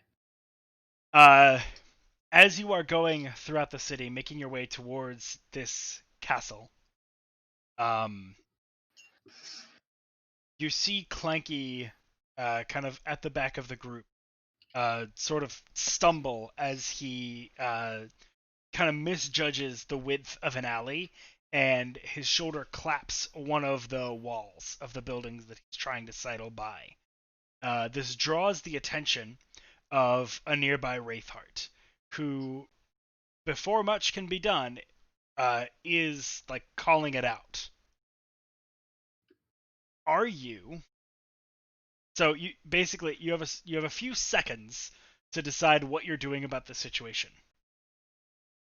Possible options include standing and fighting, commanding Clanky to lead them away, or running. With or without Clanky. Can we open fire ambitious burst on this guy and then run? Yeah. Firing squad? Okay. Do also remember that Clanky has Dimension Door in his... Yeah. Oh. Yeah, Clanky's got Dimension Door. He could... So he could lead him away and then just Dimension Door to us. Run away 500 feet and then get to us, yeah. We'll run away and then get to us. Let's do that. Evasive maneuvers. Grabs a 40, throws it on this ground and yells, "Scatter!" Alright, decision time is now. Somebody tell me what you're doing. We're doing that. Yeah, Clanky will lead him away and then Dimension Door back near us. Okay. As best he can. Alrighty. Clanky... Oh yeah. They... Just seeing this huge metal thing clashing through the streets, they are not looking for other folks near him. So they completely miss you as they go past, following Clanky. And it's a good, 15 Wraithhearts that follow him, giving you a little bit of a radius of room to work through. Clanky dashes off for about 500 feet, moving a little slower than he might have to, but not slowly enough that they think something is up. And so he kind of, he stops, at an intersection and kind of waits until several of them are, right near him. And then he Dimension Doors, and you hear this loud bang from where he disappeared. And then near you, you hear a pop from inside of a building near to your east. Muted enough that you think that maybe the Wraithhearts might not have heard it. That's good. That's ideal. Quick, open the back door and let's get the fuck out of here. This was good thinking. All right. Continuing along, I will allow Clanky to re-roll for stealth. Okay. Can we assist by making sure he's okay? Sure. Is that a thing? Yeah, you can give him advantage. Hey man. Okay, so that'll watch out. Cancel out his disadvantage. Yeah, canceling out the disadvantage, not actually advantage. Right. So if you already rolled twice, just roll it again and take that result. Okay. 28. Nice. Good. Okay. That will be enough that Clanky does not have to. Clanky doesn't have to. No, that's the wrong way to phrase it. Clanky does not make noise like that again. And you manage to cross the length of the city, keeping out of sight of most of the sentries. Now, unfortunately, when you reach this palace, there is no discernible way in. The walls are completely solid. All right, let's pack it up. Let's go home, guys. I mean, I'm gonna tap on it. Okay. Knock, knock, bitch. Make a wisdom save. Okay. Is this versus a spell effect? Technically. Spell? No. Okay, but it's a magic effect. It is. Okay. What is that? Plus 9, plus 9. Are you asking 17? for your I mean, because of the Gavald thing. For Gavald? Yeah. Yeah, no, unfortunately that would not apply here. Okay, 17? A 17 is enough though. So you can, as you knock on it, you feel like a necrotic energy just seeping outward, like attempting to overtake you. But you're practiced enough at this that you can withdraw your hand and shake the effect off. Okay. So the boss is the house. Okay. So we've got some bad juju on these walls. I'd like everybody to make a perception check. Cool. Okay. Okay. I mean, that's not like good. 12. Okay. Dirty 20. Jeff got an 8 and Ilya got a 23. All right. Ilya and Kyanna, as you are looking around trying to figure out a way to get into this thing, looking for a window, something that looks like a weak point, secret password inscribed somewhere, just anything. You don't find anything of that sort. But as you're walking around, you notice something strange. The castle doesn't seem to cast much of a shadow, but other things nearby do. But even stranger than that is that the shadow they cast doesn't seem to be coming from a discernible light source. Nothing you can see would be causing the other buildings nearby to cast these shadows.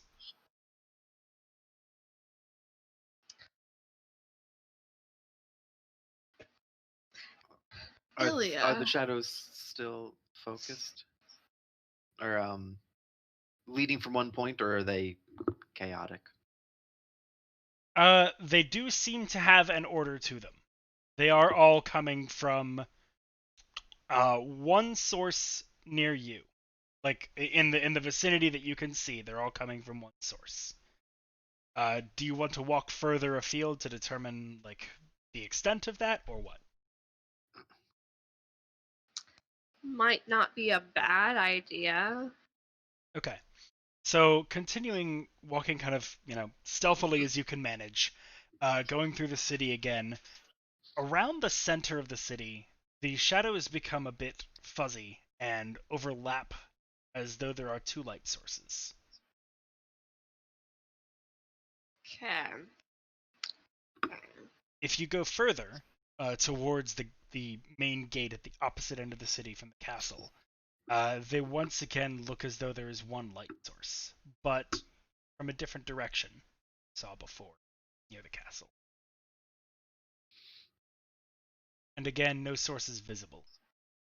There's no sun, it's super overcast. Shit.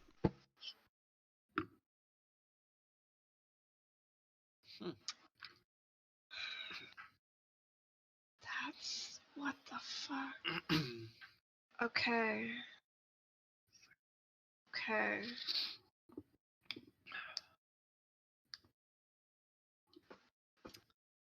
Does anyone have Dispel Magic prepared? I do. Yes. Do I just use it on the fucking castle wall? That was my initial thought. Okay. Any objections to that then? No objections. I mean, I am also big dumb, so take it with a grain of salt. What level? No idea. Does it automatically fail if it's low? No, if it's lower, I make a higher DC. Yeah. If it's lower, there is a roll. If it's higher, there's no roll. Right, so right. Kind of, yeah. Okay. I would say use what spell slot you feel comfortable using. Because I don't know what kind of spell slots you have. Yeah, I'm a warlock. My spell slots are yes and no. Yeah, I have 2. Wait, we seem to have gotten a freeze on the... Oh, yeah, we sure did. That's really interesting. Oh. I've just been looking at like the chat, not the super weird. I didn't. Oh, the audio I mean, yeah, the audio is fine. What are we getting here?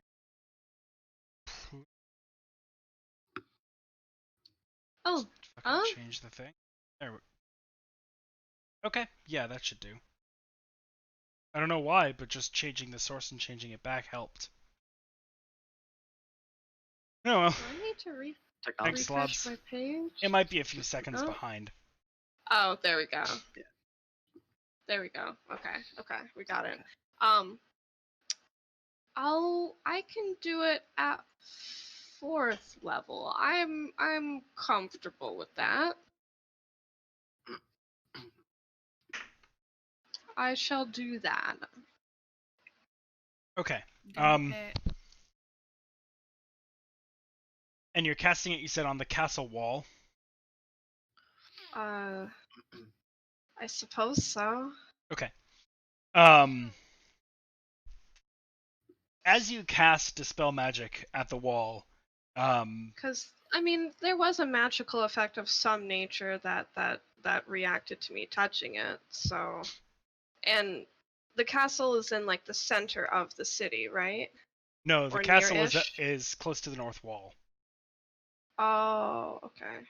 So I was about to be like, maybe shadows from here, but never mind then. I'm still gonna do it on the wall. It's the closest thing to me, I guess. Sure. As you cast it, initially it seems like nothing has happened.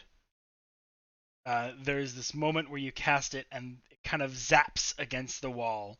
The energy disperses a bit, but nothing really changes about the wall.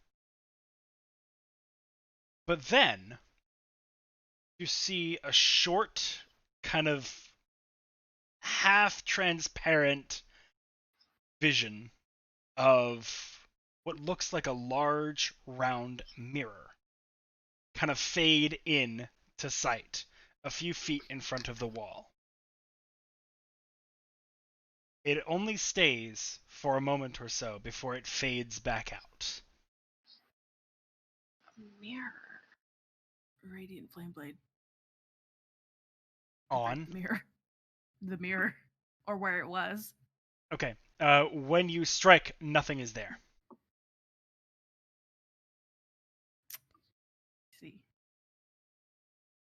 Wait, okay. Is it reflecting? Quick, to the south end! All right, you sprint across quietly to the south end. It's a reflection of the actual castle. The castle is invisible. That would have been a good one, but not quite. Shit, okay.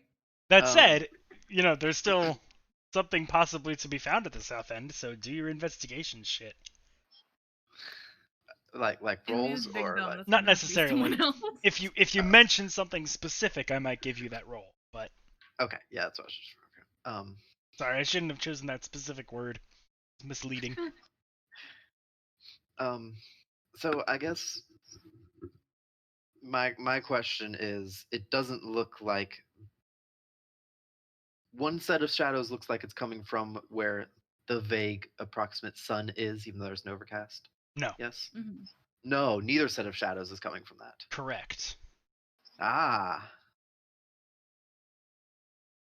I guess we look for where the shadows are coming. Make an intelligence check, everyone. Just actually make it nature. Because Ooh, natural philosophy is what physics is, and so we're going with that. 25. Cool.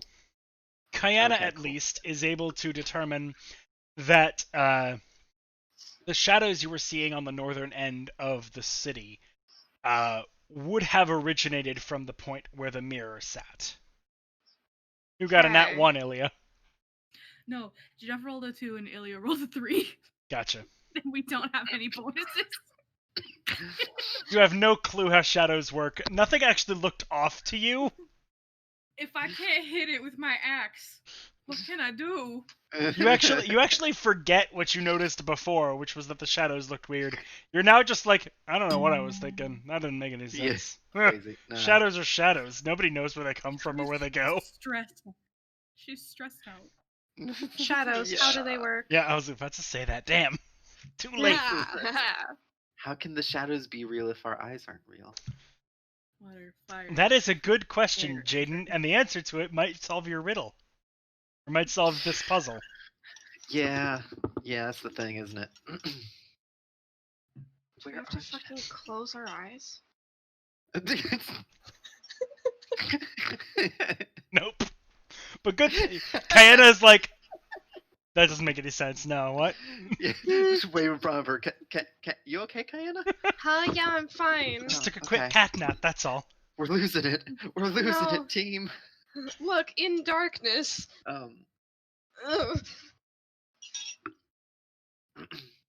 Okay, so the north set of shadows seems to be coming from the mirror. The mirror was pointed at the castle. Away from. Away from the castle. Okay. I mean, we don't have anything that can realistically alter the light, so we have to find something that we can interact with. Oh. What? Is that incorrect? What's Clanky's intelligence score?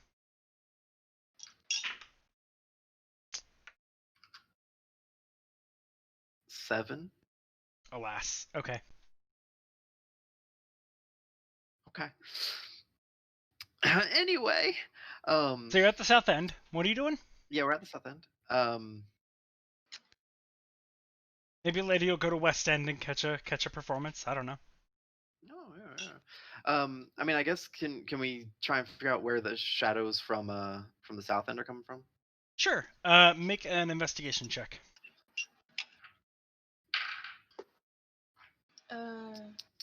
17. 14. Okay.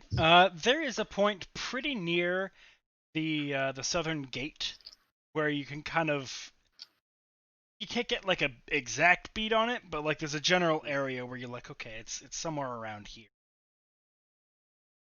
Okay.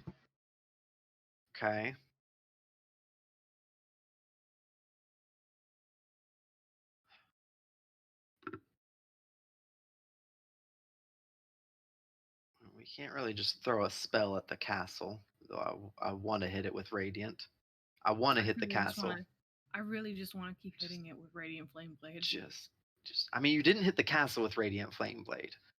Well. But that also might end poorly for us. What if you want to just like... Do you want to just like Pokemon 2000 this? Is that the one with Entei in it? No, that's the third movie. Pardon me, the third movie. Point is, you know when they're breaking into the castle and they first use their fire types to make a hole, and then they use their water types to like keep it open? You want to just ambitious burst us a hole? Just in the castle? Yeah, just you and me, just like. I mean, Radiant would like cut through necrotic, wouldn't it? Supposedly. Possibly. Let's just Kind of let's just depends start on like the blasting. source and everything, I guess. Let's start I blasting. mean, we can try it. All right, let's. So you're going back across the city to the north end? I feel like we're almost on to something though. Okay, well. We have nothing we can interact with and nothing we can do. We've investigated anything we can investigate. The only notes we have are there's 2 sources of shadows, there's a mirror. We don't have a mirror we can interact with. We don't have a way to make a light source, so all we can do is interact with the castle. Yeah, okay. Yeah. Like, unless I've missed something, those are all of the clues we have. We don't have anything else we can interact with or investigate. Unless I've missed something. Let's see here. The clank is it was a 7. Really, I wanted that to help you. I'll just start casting light on pebbles and chucking them.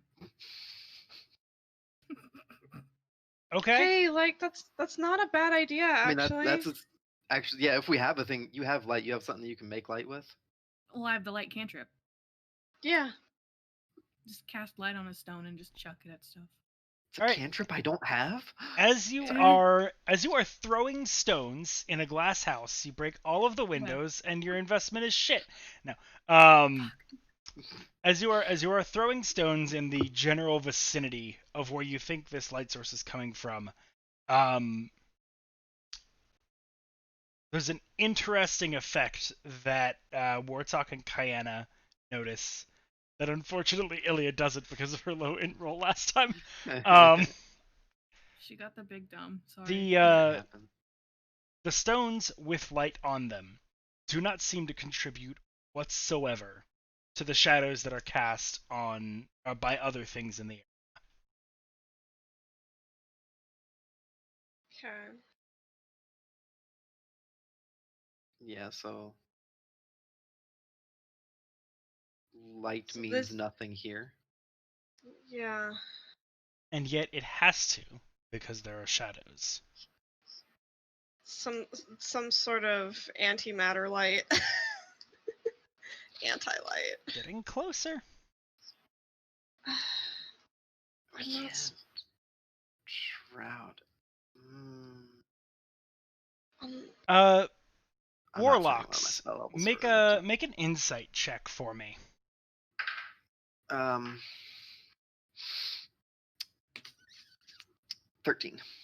Oh.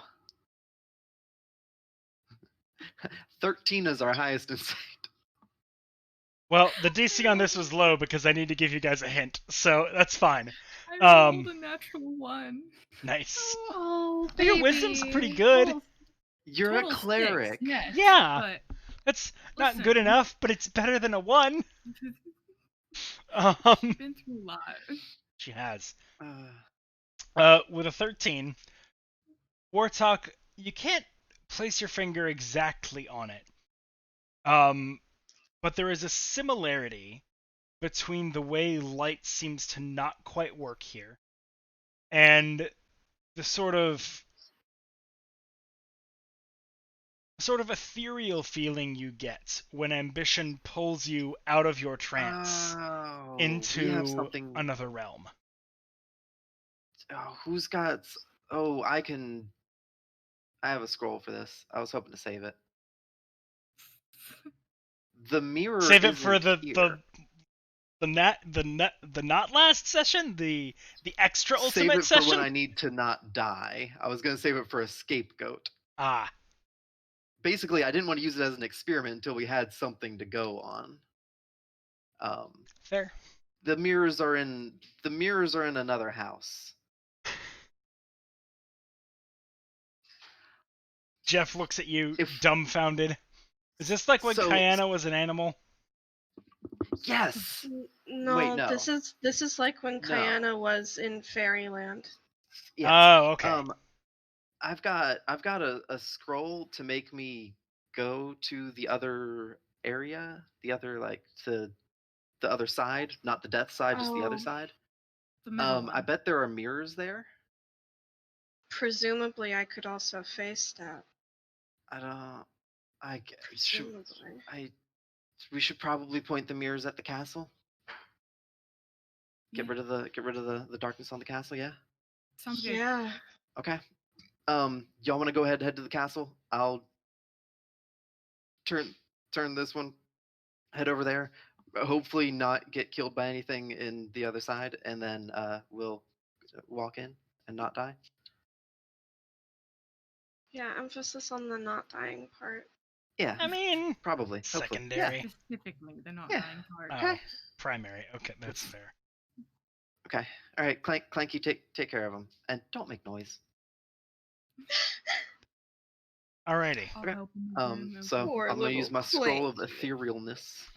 As you cast that scroll of etherealness, something interesting happens. It is not just you who is transported into the ethereal plane. Oh, good. it's all of us. It seems that like at first it's just you, and then that energy, like as you're in the ethereal plane, you can see it expand outward, as though like whatever force is keeping this this city in a kind of limbo is interacting with the power unleashed from the scroll. And it spreads outward so that as long as you are within it, any being within 60 feet of you also goes into the plane, should you will it. Okay. Once in, you cannot will them out, though. Gotcha. Okay.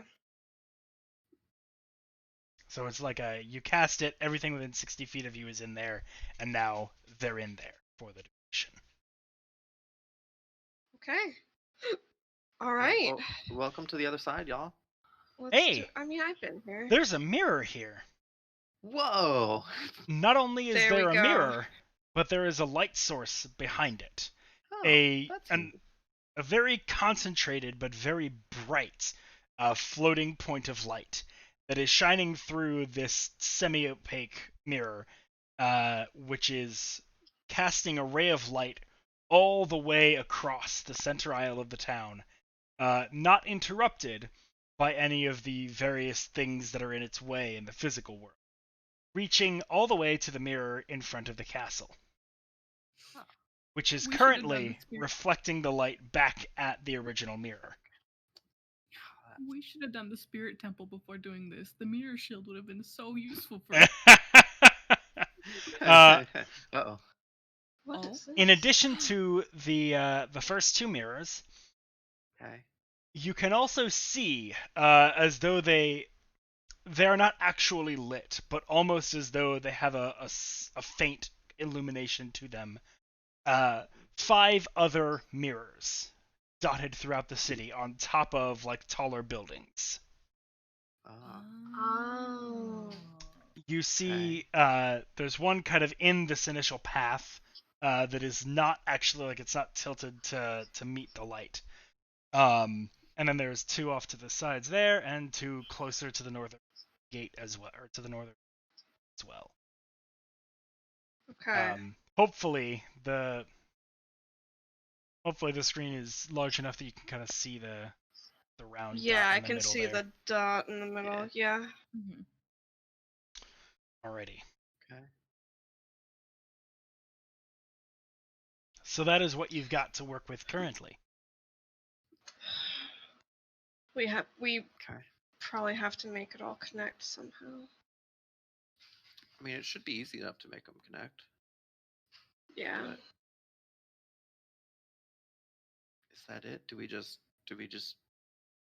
daisy link them together? Daisy chain them? Yeah. I think that's our best shot at the moment.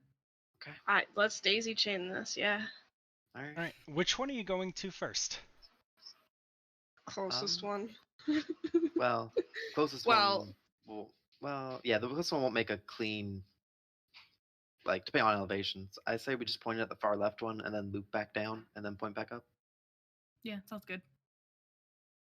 I'm too dumb for this. So, yeah. So it's the light source at the bottom middle, right? The very bottom. Yeah. Yeah. Yeah. So I guess take that and point that mirror at the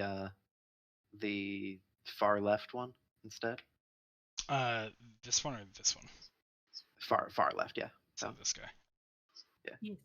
All right. As you kind of turn the mirror to redirect its stream of light. Okay. Let's do this guy.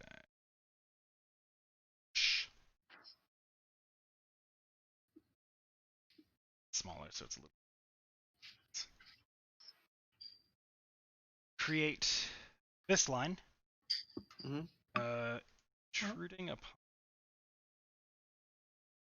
Well, stopping the flow of light between the first and the top mirror. So this is now the configuration that you have. Okay. And then we'll. I should actually make this.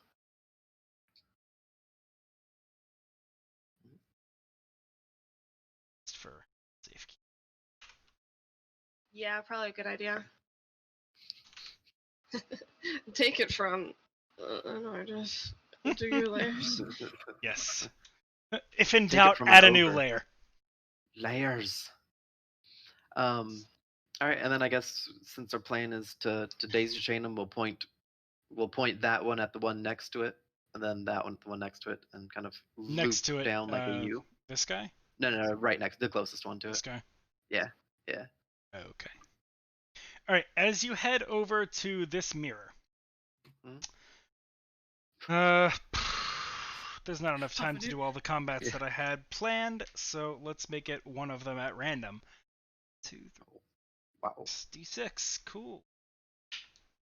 Wow. All right. Ain't that one. 3. All right. So you run over to this. Oh gosh, I have to make it full screen in order for that to work. All right. So you run over to this this far western one, and you tilt this mirror so that it reflects light from itself onto this guy. Okay. So your configuration now looks like that. Continuing along. I guess, yeah. I don't think we have reason to not. All right, as you go to the next one, I'd like everybody to open Tailspire for me because as you approach, you are not alone. In the vicinity near this building that was kind of hidden from you before by various, outbuildings and such. Now, as you approach, you can see this enormous, strange-looking creature of bone and flesh. And by bone, I mean like exterior bone. It looks it looks a little bit like this. That looks fine. Yeah, great. So he's probably happy to see you. No. What map are we going to? I will tell you in just a moment. Spire. You should be on the one called Wraith Command Post. Gotcha. I know. It's a reskin of a map that was there before, so the name isn't actually all that apt, but I don't see anything in the house. We're clear.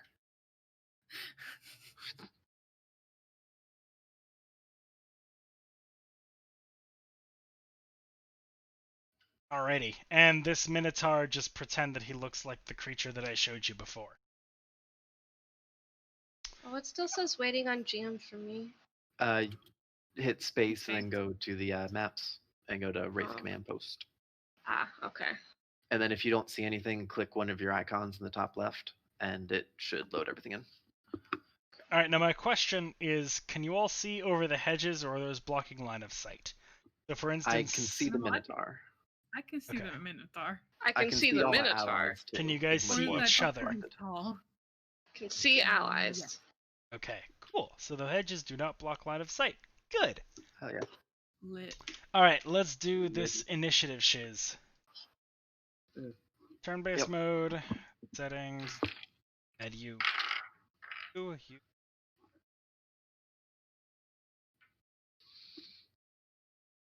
Jeff has a +2 to his initiative now. All right, atop the building here, you do see another mirror that currently has light coming to it, but not exiting from it. Okay. So, let's get rolls. And did anybody get above a 20? I got a 21. Alrighty. Talk is going first. Minotaur is going second. 15 to 20. Kayana got a 19. Alrighty. 10 to 15. Aqualaria got a 10. What did Ilya get? Ilya got a 12. Ready?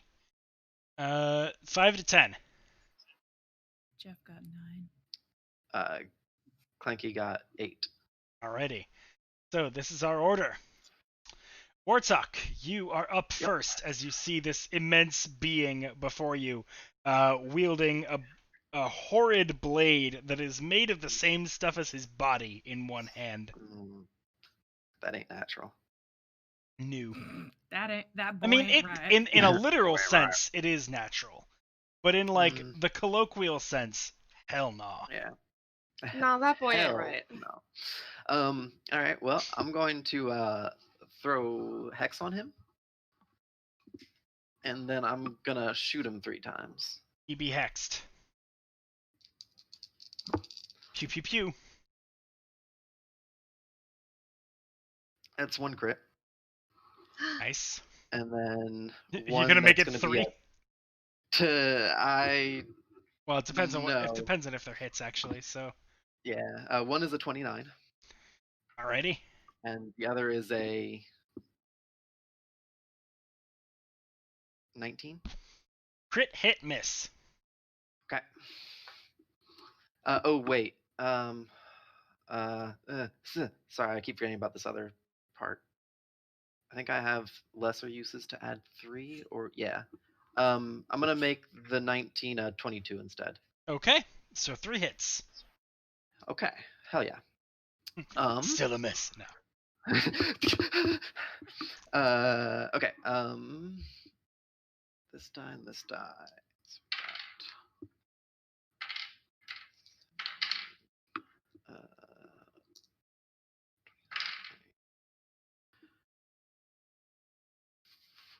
Four plus.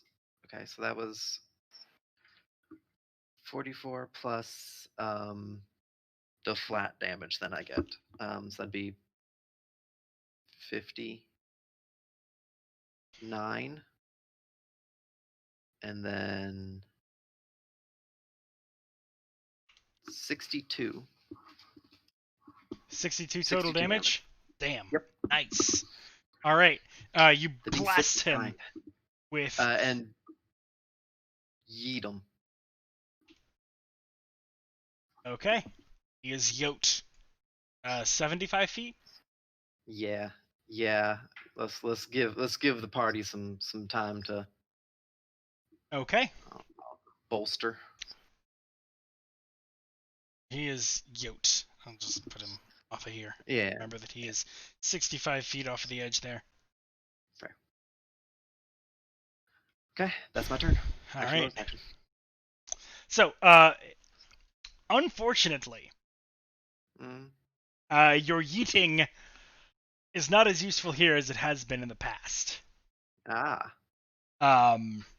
This particular creature, because it is tied to this ethereal plane, has certain command over it. And so you see him warp this alternate reality around him and just bamps right over. And hello. who do we want to attack?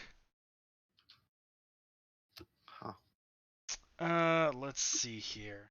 Let's roll a d6 and find out. Top to bottom, left to right. Ooh, okay. Warthog, he did not like that you did that. Yep. Surprise, surprise. Rolled a 6. You're the furthest one back. Yep. You notice something else as he reappears. Okay. The arm that does not hold the sword now has 3 fleshy tentacles that have sprouted out from it. Ah, nice. Wait. Hate it. All right. First, he is going to swing at you twice with his greatsword. What's your AC? 15. The first one is a 17. Shield. Okay. Which puts his AC at a 20 total. Yep. Yes. All right. So that the second one will still hit. That is a 27. Oh. Damn it. Ouch. Roll a d10 for me, Warthog. Okay. Don't like that. I'm gonna use my not good D10. It doesn't really 4. matter. Yeah, I didn't figure it actually mattered, but. Alrighty.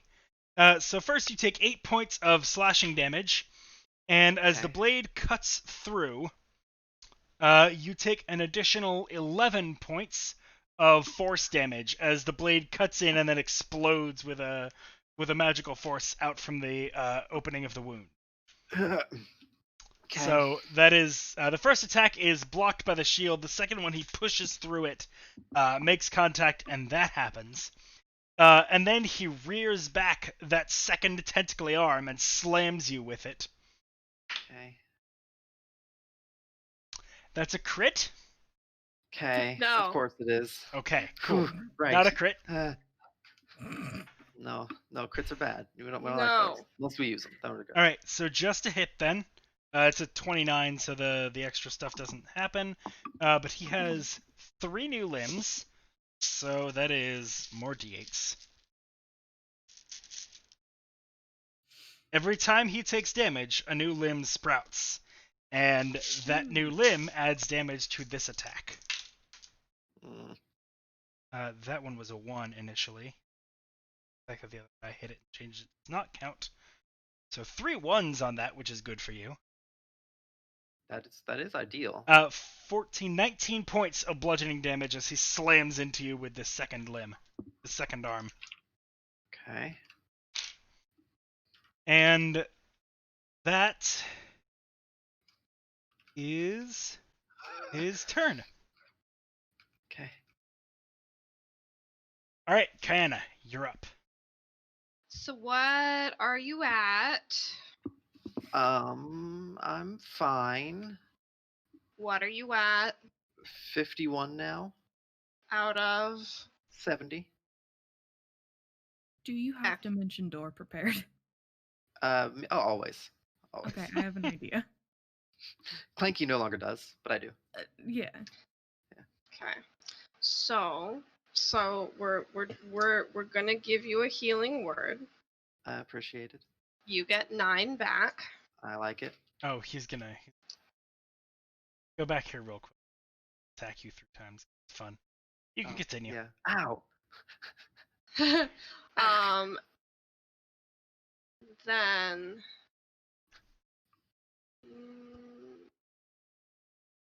we are going to toll the dead on it, so it needs to make a wisdom save. Okay.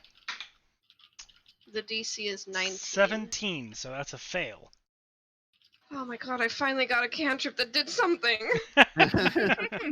Oh wait, it does D12 damage because he's damaged. I finally get to use a D12 for once in my life. Isn't it 3d12? Yes. Nice. So that's 14 necrotic damage. Just nice. Okay. He takes the damage as bells of dark reckoning ring about his head. After Kayana, seeing the damage, speaks a healing word to Warthog and restores some of his health. That all? Yeah. Ilya, you're up.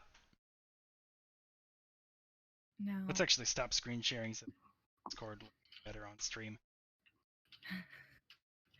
Here's the thing, guys. Yeah. I can try and do something a little cheeky here. Or I could just stay with my tried and true method. I think cheeky is Okay, y'all's well, let's- MO. It is, Yeah. though he's warping reality specifically to stop our cheekiness, so I wouldn't get your hopes up.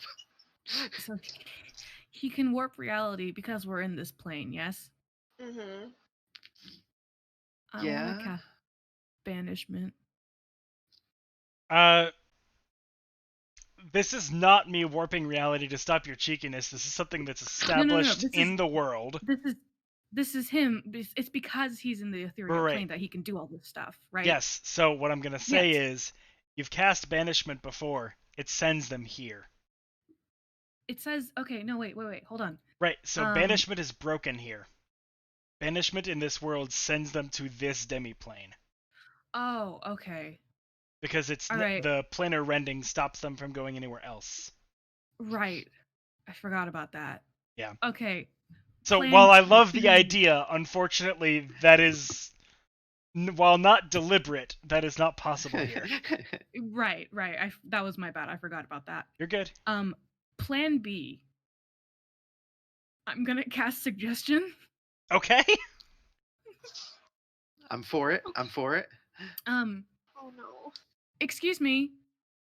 Can you just let us angle the mirror and we'll be on our way and we don't have to fight?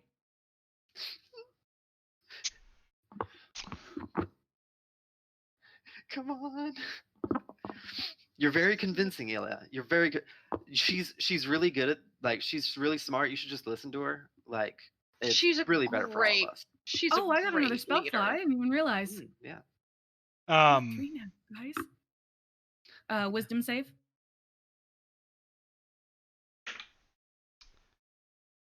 Okay. You can see him, and okay, I have to. I feel like you guys think that I'm conspiring against you, so I'm gonna show the actual text here. Under the changing changers, it says every attempt to magically compel their behavior fails. Oh fuck! Oh. Damn it! I wasted a spell slot. It was a really good idea, but it's in the text. Literally, I was looking at it oh shit, I don't think suggestion charms, and it just says that he's immune to charming. This might... Oh no. No. Because he rolled a fucking 4 on his save, and it would have been amazing. Damn it! Fuck! Oh man. Actually, you know what? But... No, you know what? I have control over this. I don't want to give it to you for free, but I have control over this. So... You are the DM. Because he is separated from his plane of chaos, I'm going to say that it doesn't work perfectly. What I'm going to say is he gets advantage on those saves. Okay. I'm going to give him another chance. It's fair. It's fair. I'll take it.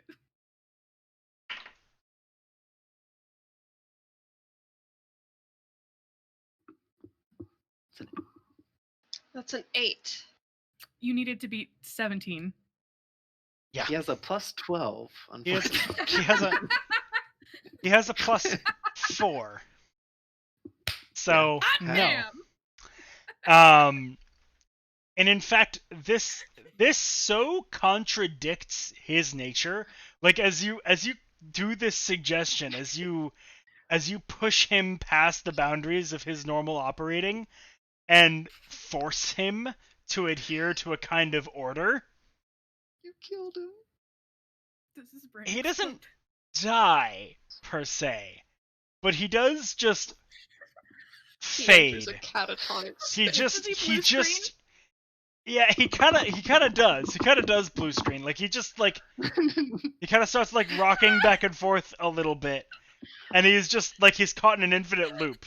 Like he's just no. You know what? This Segfault. statement is false. Segfault is the better comparison Yeah, here. yeah. He segfaults. Yeah, that's perfect. Like I'm gonna cry. Oh my god. right, he is disabled. Yeah. All right, let's Get up there let's go do now. our thing. Running.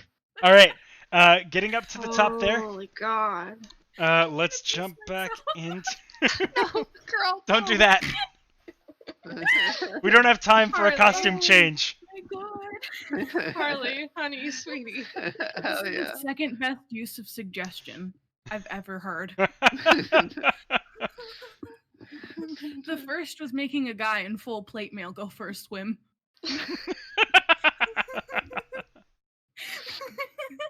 I convinced a Suggestion- zombie to just check on a couple traps earlier in the campaign too. That was Suggestion is the best. It was spell. that was a really good one. It That really was is. really fun. suggestion is fuck. so good. All right, so we have that, Oh. and I'm gonna start screen sharing Hey again. man, could Good just like job. not. Just not. Hell yeah. Could you maybe chill? How about maybe you Yeah. chill? Alrighty. Oh, thank goodness. Good job. Oh, hell Congrats. yeah. Kudos. You did it, girl. All right. So are you angling it? Man. Are you angling this next mirror to go towards the Oh. center one here? The castle is the top dot, right? Correct. This is the castle. Well, the mirror and the castle, yeah. Yeah, I think the very middle, and we'll Okay. loop around and then up into the castle so we hit them all. That was our original goal. Well, okay, wait, hold on. Oh, yep, you got something. Can it go directly through? Or do we have to angle them? So actually, what I'll say is,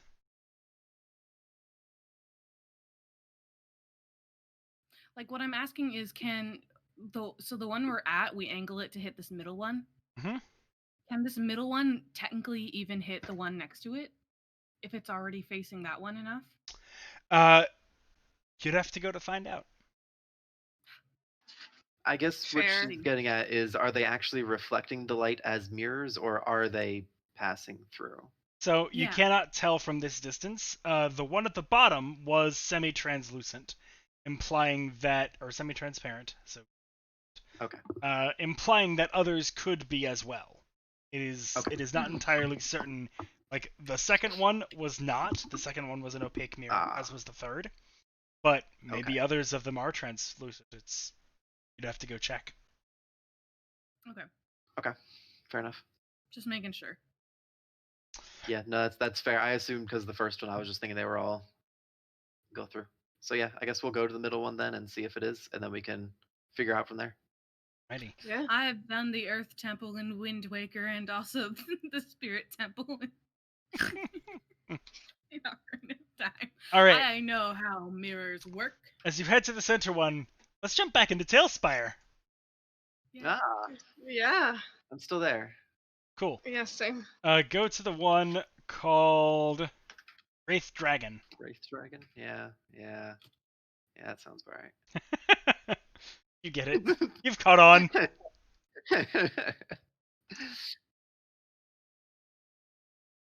Oh, it's a lovely little town. There's like Oh, some little barriers with some rope. There's like a stall. look, there's I'd some actually put animal like effort into a crossing map over for down. once. there. Isn't it crazy? This isn't. Wait. And no, not even don't. much effort, just like a little. It's, Like the bare minimum fucking effort. instead of just rocks with like rocks on it, it's like there's like an actual structure. I mean, we're actually in a town. Normally, we're by rocks with rocks on them. True, very true. Okay. All right. So, as you are in the ethereal plane still, what you see actually kind of flying around in a circle above a series of 3 mirrors, whose qualities you cannot quite determine yet because of a lack of proximity and a fucking dragon. It's- You know, fair yeah. guess. You see what so it's clearly a dragon in general, like shape and size, but instead of like dark scales, like at first you think it might be a black dragon, but as you get closer, the scales and the skin between the wings actually seems to be made of that same kind of liquid shadow that comprises the wraith hearts. This is a wraith dragon. Whee! Shoot it out the sky. It actually alights on its own as you land nearby. To kind of patrol the region more closely. So, can I get initiative rolls from everybody? Yeah. Sure can, bud. Okay. All right. Okay, not bad. Jeff and I's rolls are always either we're both like at complete ends of like the die, or we're like within one of each other. Nice. Yeah. All right. 20 plus. All right. 15 to 20. Kinda got a 17. Who got a 15? Clanky? Clanky got an 18. 18. Okay. Yeah. 10 to 15. Crankmeister. Aqualaria has a 13. Okay. 5 to 10. Jeff has a 7. 8 Okay. for talk. Where was Ilya? Ilya has a 4. Oof. Back at it again. Alrighty. Back to the basics. Alrighty. Yeah, Jeff rolled a 5 and Ilya rolled a 4. So the dragon is going first this time. And Oh. Wow. yeah, it's gonna do what dragons do and open with its breath weapon. So it is going to fly up into the air, say 50 feet. Wait, how tall? Oh, we're in the out in the open. I was about to be like, wait, we're in a building? No, we're not. No. Yeah, I couldn't see anyone. No, we ain't. I double clicked and everything dropped. I'm like, oh. Here we go. Good. It's like Crate is 10 feet. Okay. Okay.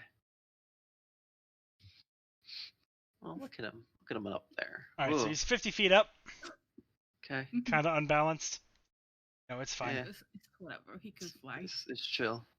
On his way up, he is going to use his shadow breath so that a 30-foot cone gets a lot of you. Okay. I don't know if I can do a cone from...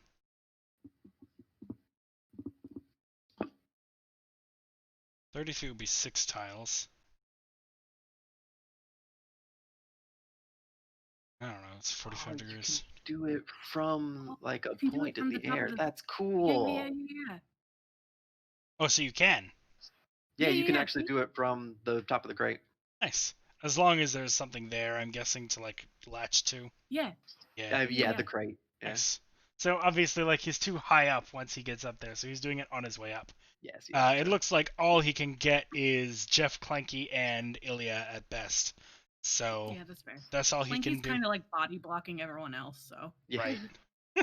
Hold the line. So I would like the three of you to make dex saves. And I'm just going to Yes, start sir. rolling dice as you're doing that.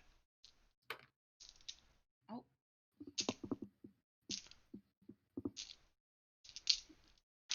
Okay, so Jeff got a 14. Dear God, that's actually too many to roll in this tray. Okay. Wow. Oh wait, I have somebody. It's a small tray, so... Yeah, I know. that Clanky feels. got an 18. hold off on telling Ilya- me the results for now. Sure. Okay, yeah. Yes, sir. No, you good. No, you good.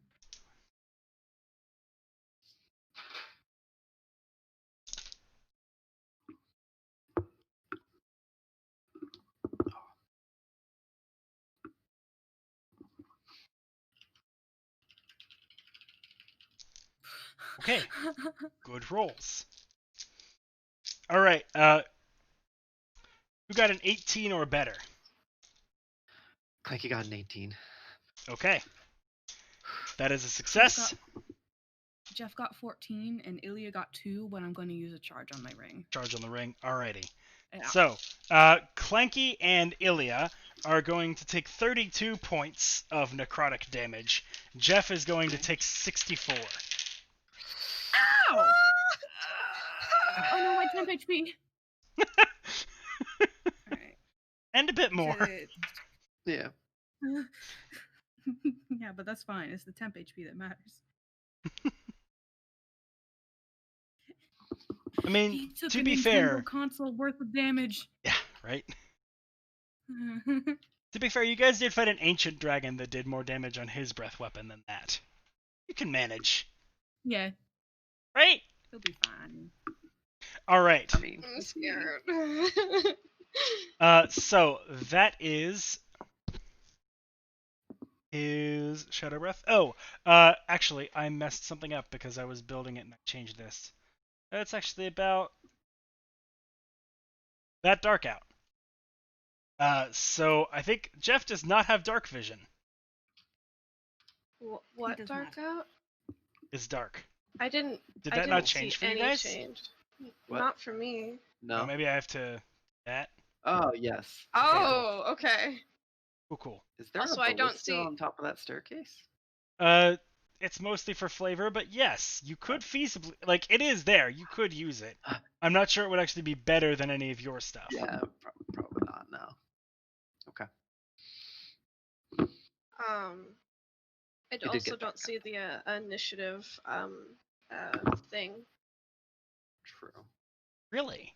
That's weird. Yeah. I did see your turn just pop up though.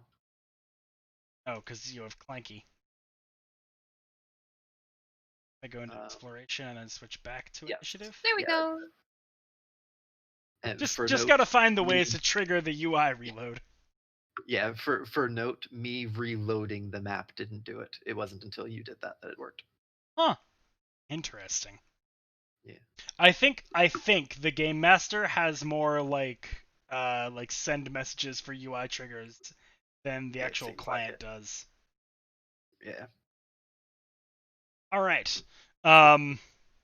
Yes, so that is his turn.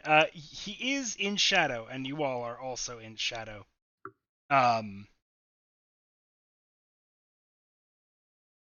So if you do not have dark vision, you're going to be suffering penalties unless you find a way to get dark vision. Or make it brighter. Okay. That last one though. Alright, Clanky is up.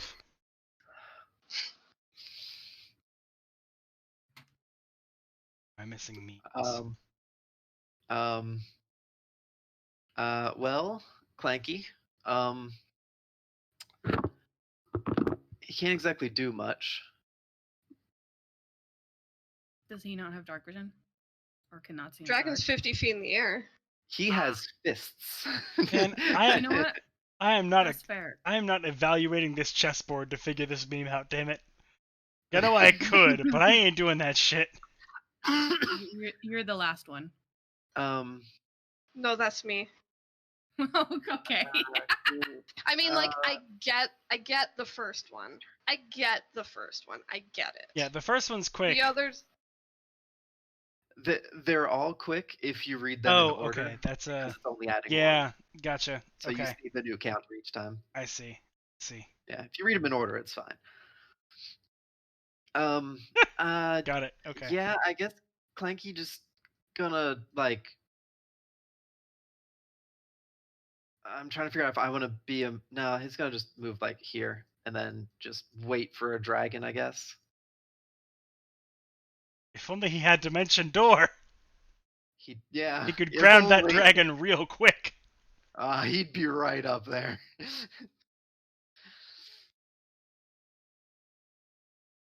Okay, that's all you can do realistically. Alrighty. Kayana, you're up. His hand's too big to use a little crossbow. I mean, yeah, a little one, but he could feasibly use a crossbow. Actually, there is a ballista up there. How much damage does a ballista do? 2d10 for this one. I don't know. I don't know. I mean, it's better than 0. Well, he can't make it God. up there. It'd be 2 turns. The dragon's gonna be down here He's soon. tall enough to just grab it. Oh. I haven't been rolling Jeff's initiative with Like advantage. he's literally like as tall as the thing. He could just. Oh hell jump yeah! there If he and- can actually get there this turn, and Oh yeah. oh the hell yeah! Like All right. it'll take his action to get it and like make it ready to use, so he won't be able to fire it this Yeah, turn. But it gives him Yeah, range. if he can do all that this turn, then absolutely. Cool. Yeah, he can. Let's arm Clanky. Clanky got a gun. Clanky's got a gun. Dude. Everybody run. Clanky's got a gun. What we're gonna do is yes. Yeah. Yay! Yeah. I Yeah. love that song.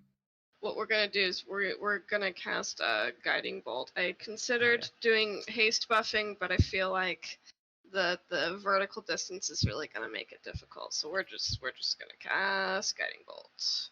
Yep. When did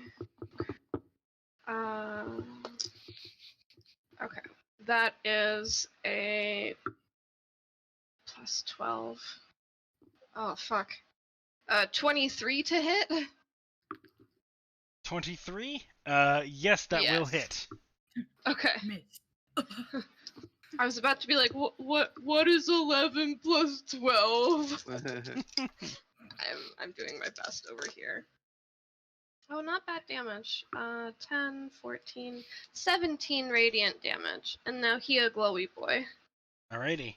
That is one of the few kinds of damage that he's not resistant to right now. So, you said it was 17?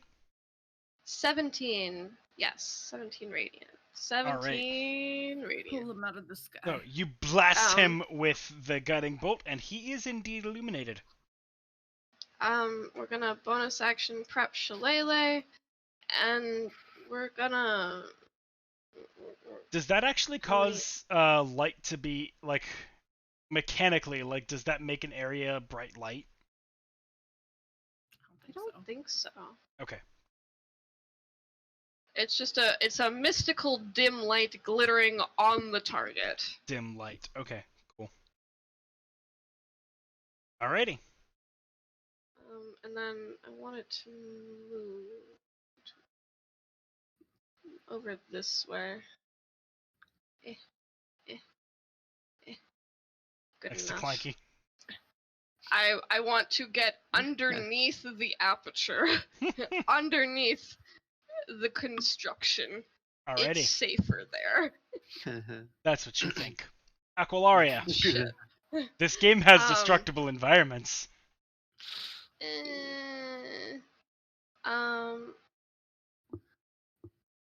Scorching Ray? Scorching Ray. Sure. Scorching Ray. Gonna eliminate that. She does not have temp HP currently, so Oh no, that. Oh, oh no, her temp HP. You know what? Oh no, that one actually didn't land properly. It's worse now. Okay. What is her to hit? Okay, +7. So one of those is a natural 19. One of those is a 17.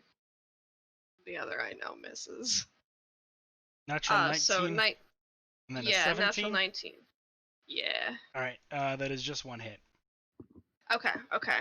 It's Also, 2d6 fire damage. Is that a question? Yeah. Scorching Ray. Oh, Yes, well, per bolt it is 2d6.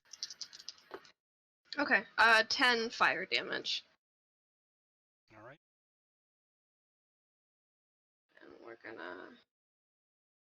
Whoa. We're gonna fan out a little bit. Oh, So, there's like torches. Those torches are a signifier of the light that is going to this particular orb that they enter. Or mirror. Okay. Okay. Just as a representation. Sure. The light is coming from that direction. Okay. Alright, so how much damage did she do? 10. Okay, it does not seem to affect him very much. He seems to be resistant to that damage. Okay, fair. Alright, Wartalk, you're up.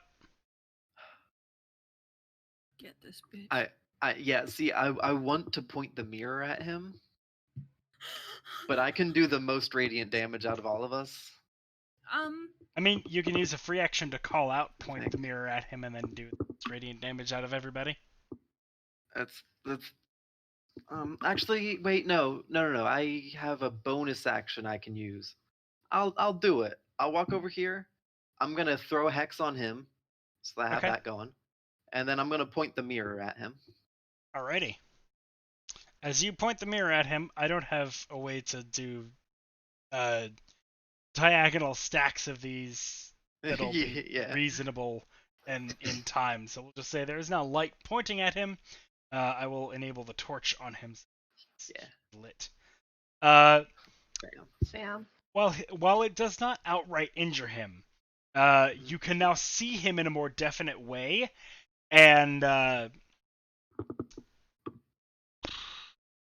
be a visual representation of this. So yeah, you can see him in a more definite way, like he gains a little bit more corporeality, at least within this incorporeal space. You get it.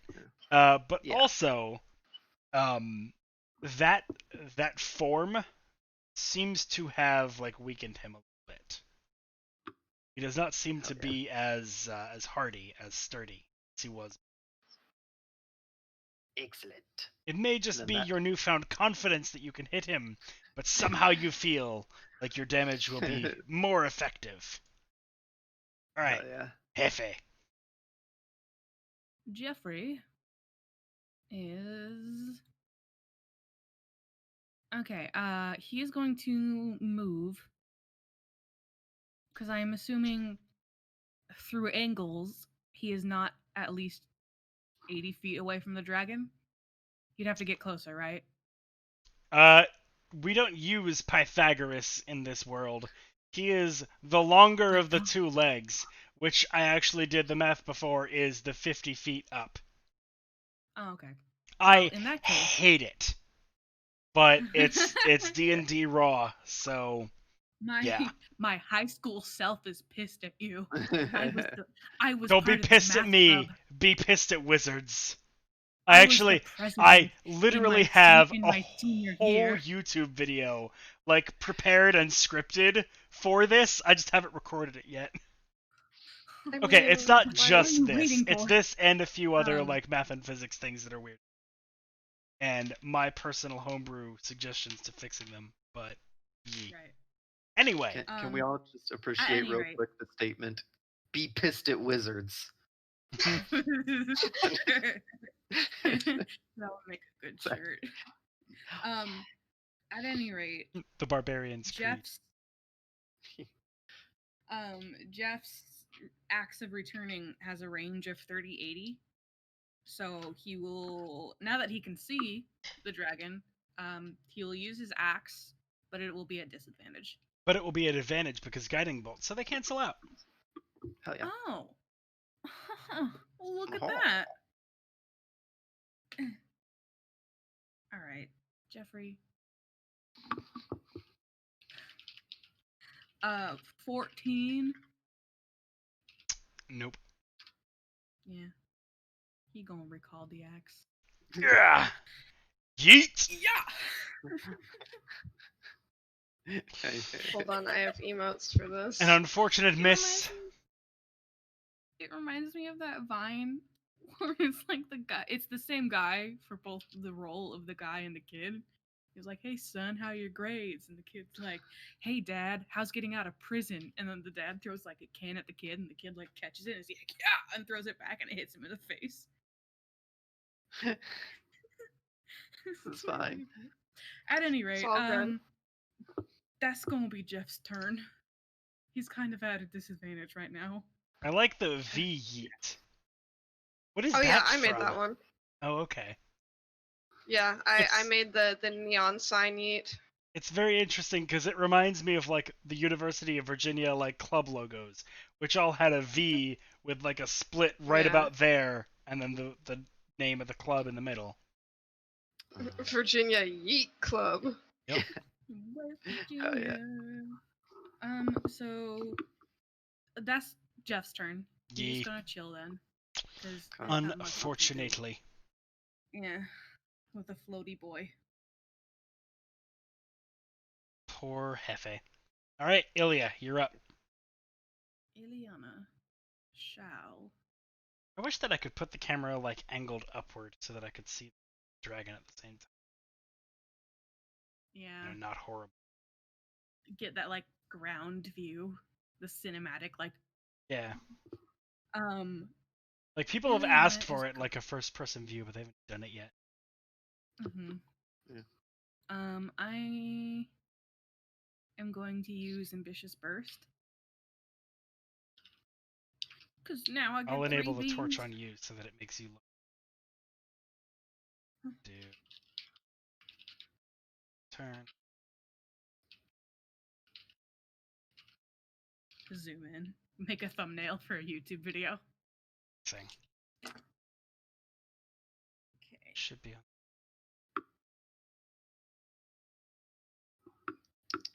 Hey, Alright, well, can you right-click the dragon and hit attack? Because I can't.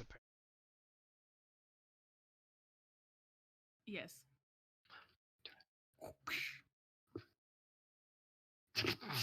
Hell yeah. You gotta do it 3 times. Oh shit, you're right. Well, one of them I'm pretty sure misses. Oh, so. okay. Alright. So it is 13, 18, and 12. 2 of those miss. Ah. Oh, okay.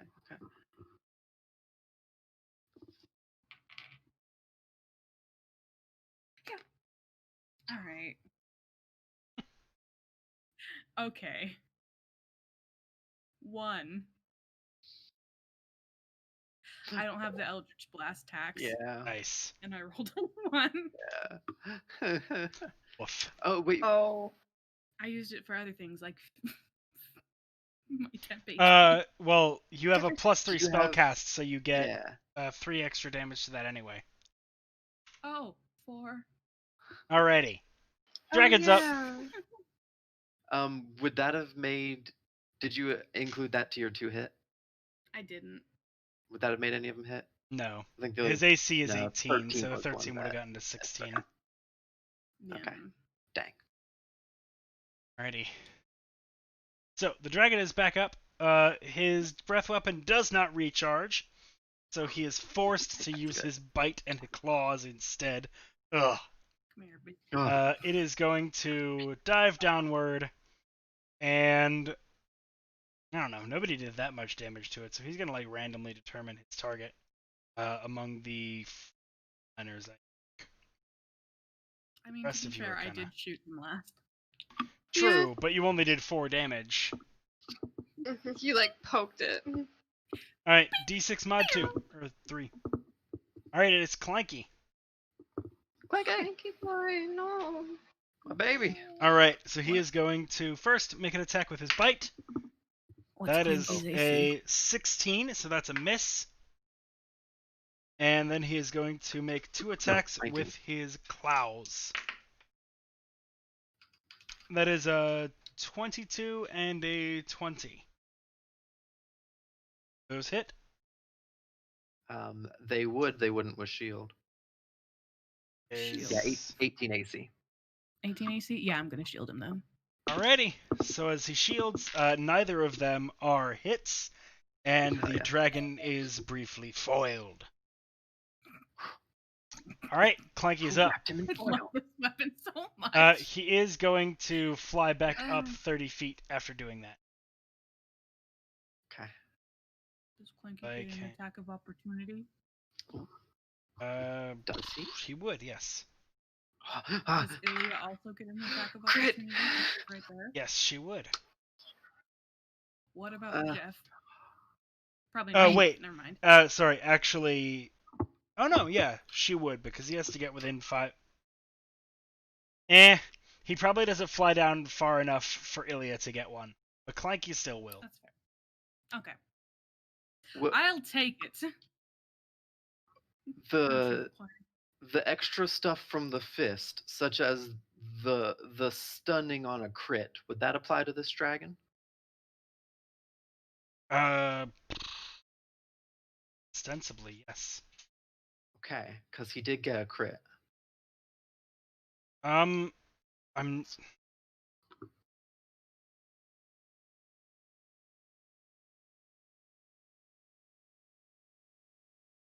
How did I guess I don't remember exactly how I worded the fist. So is it only is it just whenever he attacks with that fist, or is it like the first time on a turn? Oh, if you wrote it down. I wrote it down as for one fist. I didn't write down any specific phrasing. Okay. If I didn't make a point of any specific phrasing, that's on me, so he would indeed get stunned. Okay. And then he gets the 2d6 plus. So that would be 7 plus the flat 12 is 19 plus 5 would be 24 damage. Alrighty. 24 damage and the dragon is stunned. There's no save to that. Just stuns. Does it? Yeah, not that I had written down, not that I recall hearing ever.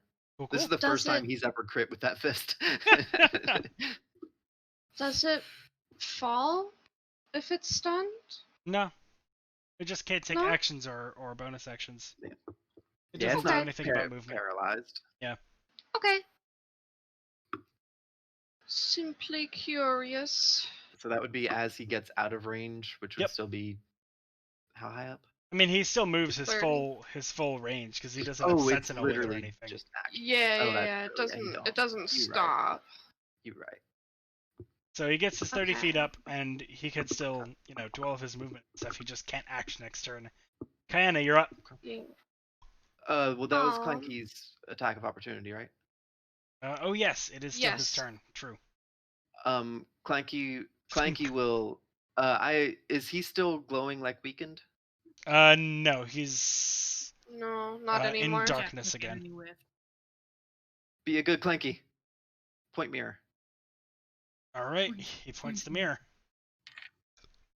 Clanky, help! Clanky is also standing next to me now, which is always nice. Excellent. All right, now it's Kayana's turn. What a good lad. Okay. Again, damn it.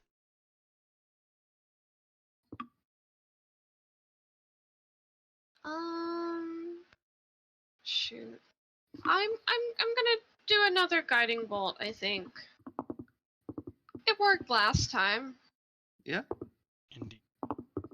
It has guided us. It sure has. What is 18 plus 12? 30? 30. Okay. That's a hit. That. Wait, really? Oh. Yep.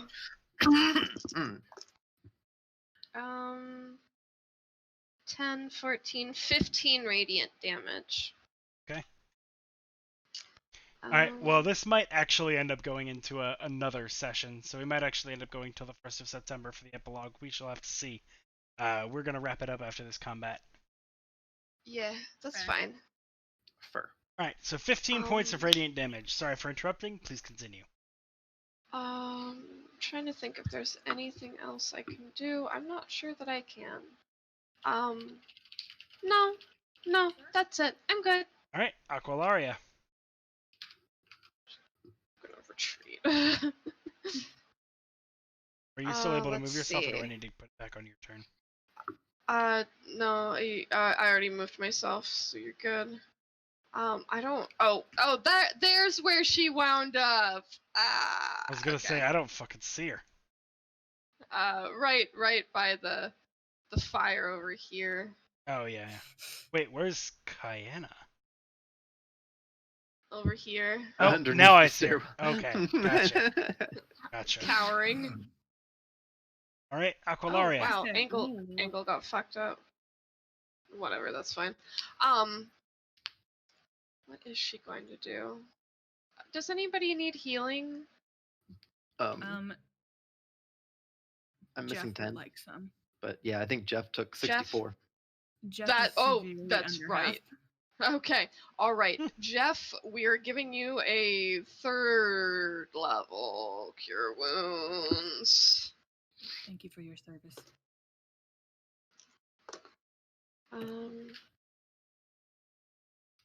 That is 14 plus 3, so 17 HP back to Mr. Jeff. Okay. We're going to. Yeah, we already moved, so we're gonna stay put. That'll be her turn. Done. Cool. Wartok. All right. I'm going to quicken spell, shoot him 6 times. Alrighty. All right. No crits by default. The lowest of them, though, is a 19. Jesus. Okay. We have a plus friggin' 12 to hit. Yeah. Like. Yeah, that's true. Man, I should have made him an ancient. Oh well. How much of my load should I shoot into this dragon, y'all? All of it. All of it. Yeah, that's kind of what I was. Where's the? Oh, you have to hit space. That's right. All right. So I think I can make 5 hits a crit. Yep. Right? Okay. So we're gonna do that. All right. You want to just roll in Tailspire? It'll be easier. That's what I'm doing. Yeah. Cool. I'll ignore those. Have you written down your default damage for these? No, should. All right. So 39 plus 50. Oh. Ignore those. That was one too many. Okay. All right. So 39 plus 72 is 111. What math did you just do? The rolls. Plus the crit from the D10s. Plus the crit damage? Okay. But not from the D6s yet, so another 36 will be 147. Okay. 7, and then plus 3 times 6. 18, so 165. Okay. And then plus, did you do the flat 5 from the charisma bonus already? Okay, so plus 30. 195. 195. Jesus Yeah, Christ. that'll do it. Hey, how do you want to do this? Jesus Christ.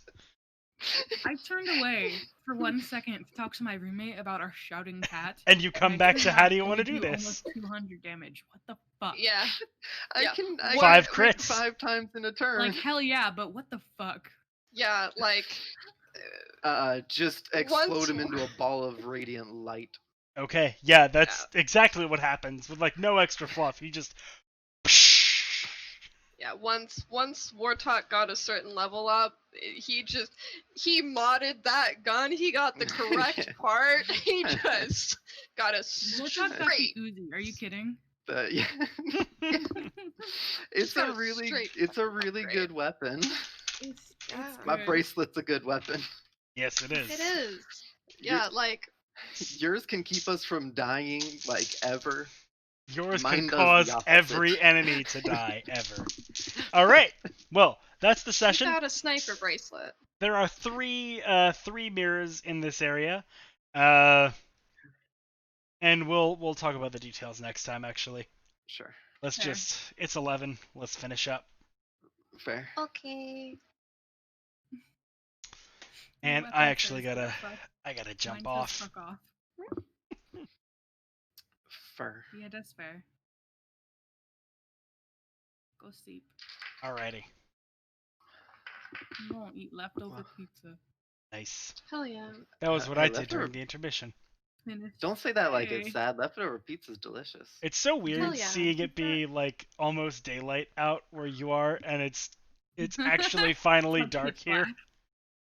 It's hella dark here. To be fair, it'll get pretty dark in like an hour or so. Right, and it only got dark for me like 2 hours ago. We're not quite as far north as you guys, but Ohio still is has longer daylight hours than. I was. Don't worry, we're molded by it. Don't worry, we're fucked once winter comes around. Yep. Don't talk about it. 4:30. It's dark out. Yeah, 4:30, and it's sunset, and it gives me the worst headaches. Excellent. It's horrible. Coming home from work, sunset. Coming home from work and you're blinded by the angle of the intense sunset. It's awful. I hate it. Try and put down your mirror, your visor, but it doesn't work too great. Yep. Okay. All right. Well, thank you everybody who joined us tonight for this this wonderful session, and as always, may all your rolls be lucky. Hell yeah.